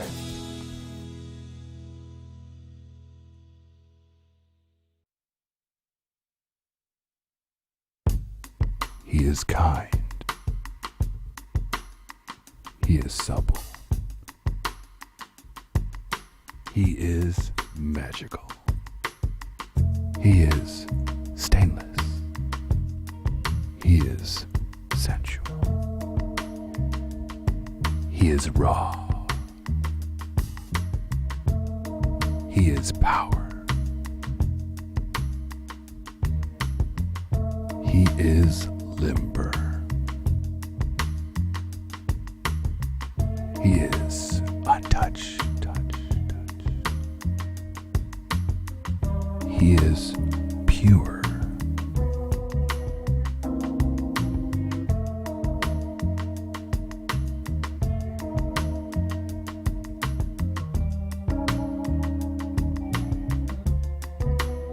King Scott Extra Virgin Royal Oil. Maintain your purity.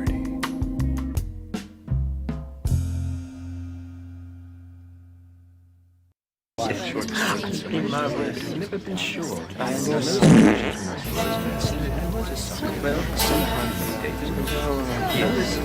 Paps, be good to your daughters. That's how you know to be good.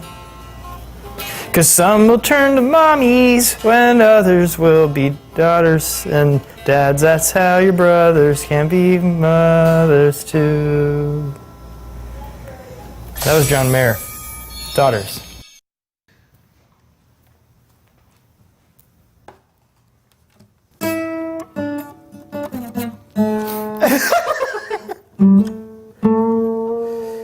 So if you change my mind 1,000 times, you better hear them say, yeah, yeah, yeah, yeah, yeah, I like it that way. Any man of mine better change their mind.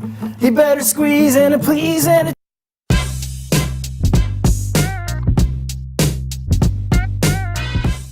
What's going on? It's Liv, and I am joined right now by a hailstorm. It is Point Fest 2022. So stoked to have you guys here, back from the dead, back here in St. Louis. Absolutely. Yes, she said it. Round two. Literally Round back two. from the Roll dead. credits. Yes. The only storm today is going to be hailstorm. Yes. Oh my gosh. And we guarantee it. Yes. Now, what I wanted to bust out, why I have my iPad here, is I've been a fan of yours for a while. And I kind of talked about this a little bit with the struts, kind of watching your style change over the years. Oh, boy. And that's something I've definitely noticed with you guys. The first time I ever saw you was in 2011. And I don't know if the camera will be able to pick this up too much, but I got Lizzie here. Oh, yes. This is wearing a white corset, like an American flag bra. American flag bra that I sewed myself. Thank you very much. And then think like polka Hot dot. Topic skirt, fishnets. Yeah, you're not going to be able to see this, but I'm, yes. Hot Topic was so hot back This then. was what is it? 2000. The last 60 seconds, I've been looking at just a few of the favorite menu items from Fast Eddie's Bon Air in Alton, Illinois. Right now, I'm looking at that half-pound burger. That's what I had last time I was there. But I'm a big Elwood on a stick, that marinated tenderloin with onions and peppers, and gosh dang it, so good. The fries are great. You got the peel and eat shrimp and the coldest beer in town. Why go anywhere else this weekend when we have Fast Eddie's Bon Air right here in Alton, Illinois? 20 minutes from anywhere. And of course, it's the place to celebrate. 21st birthday, 91st birthday, maybe you're turning 121. It's the place to go. And of course, we've even had a few friends and coworkers celebrate their 21st birthdays out there, because it's a world-famous place for exactly that and 100 other reasons. That huge heated outdoor patio and music 7 days a week. Now accepting credit cards and debit cards, so no need to bring cash for your party. Bring a group of friends and get back out to Fast Eddie's Bon Air, Alton, Illinois. If you're 21 and in the mood, head over to Fast Eddie's Bon Air.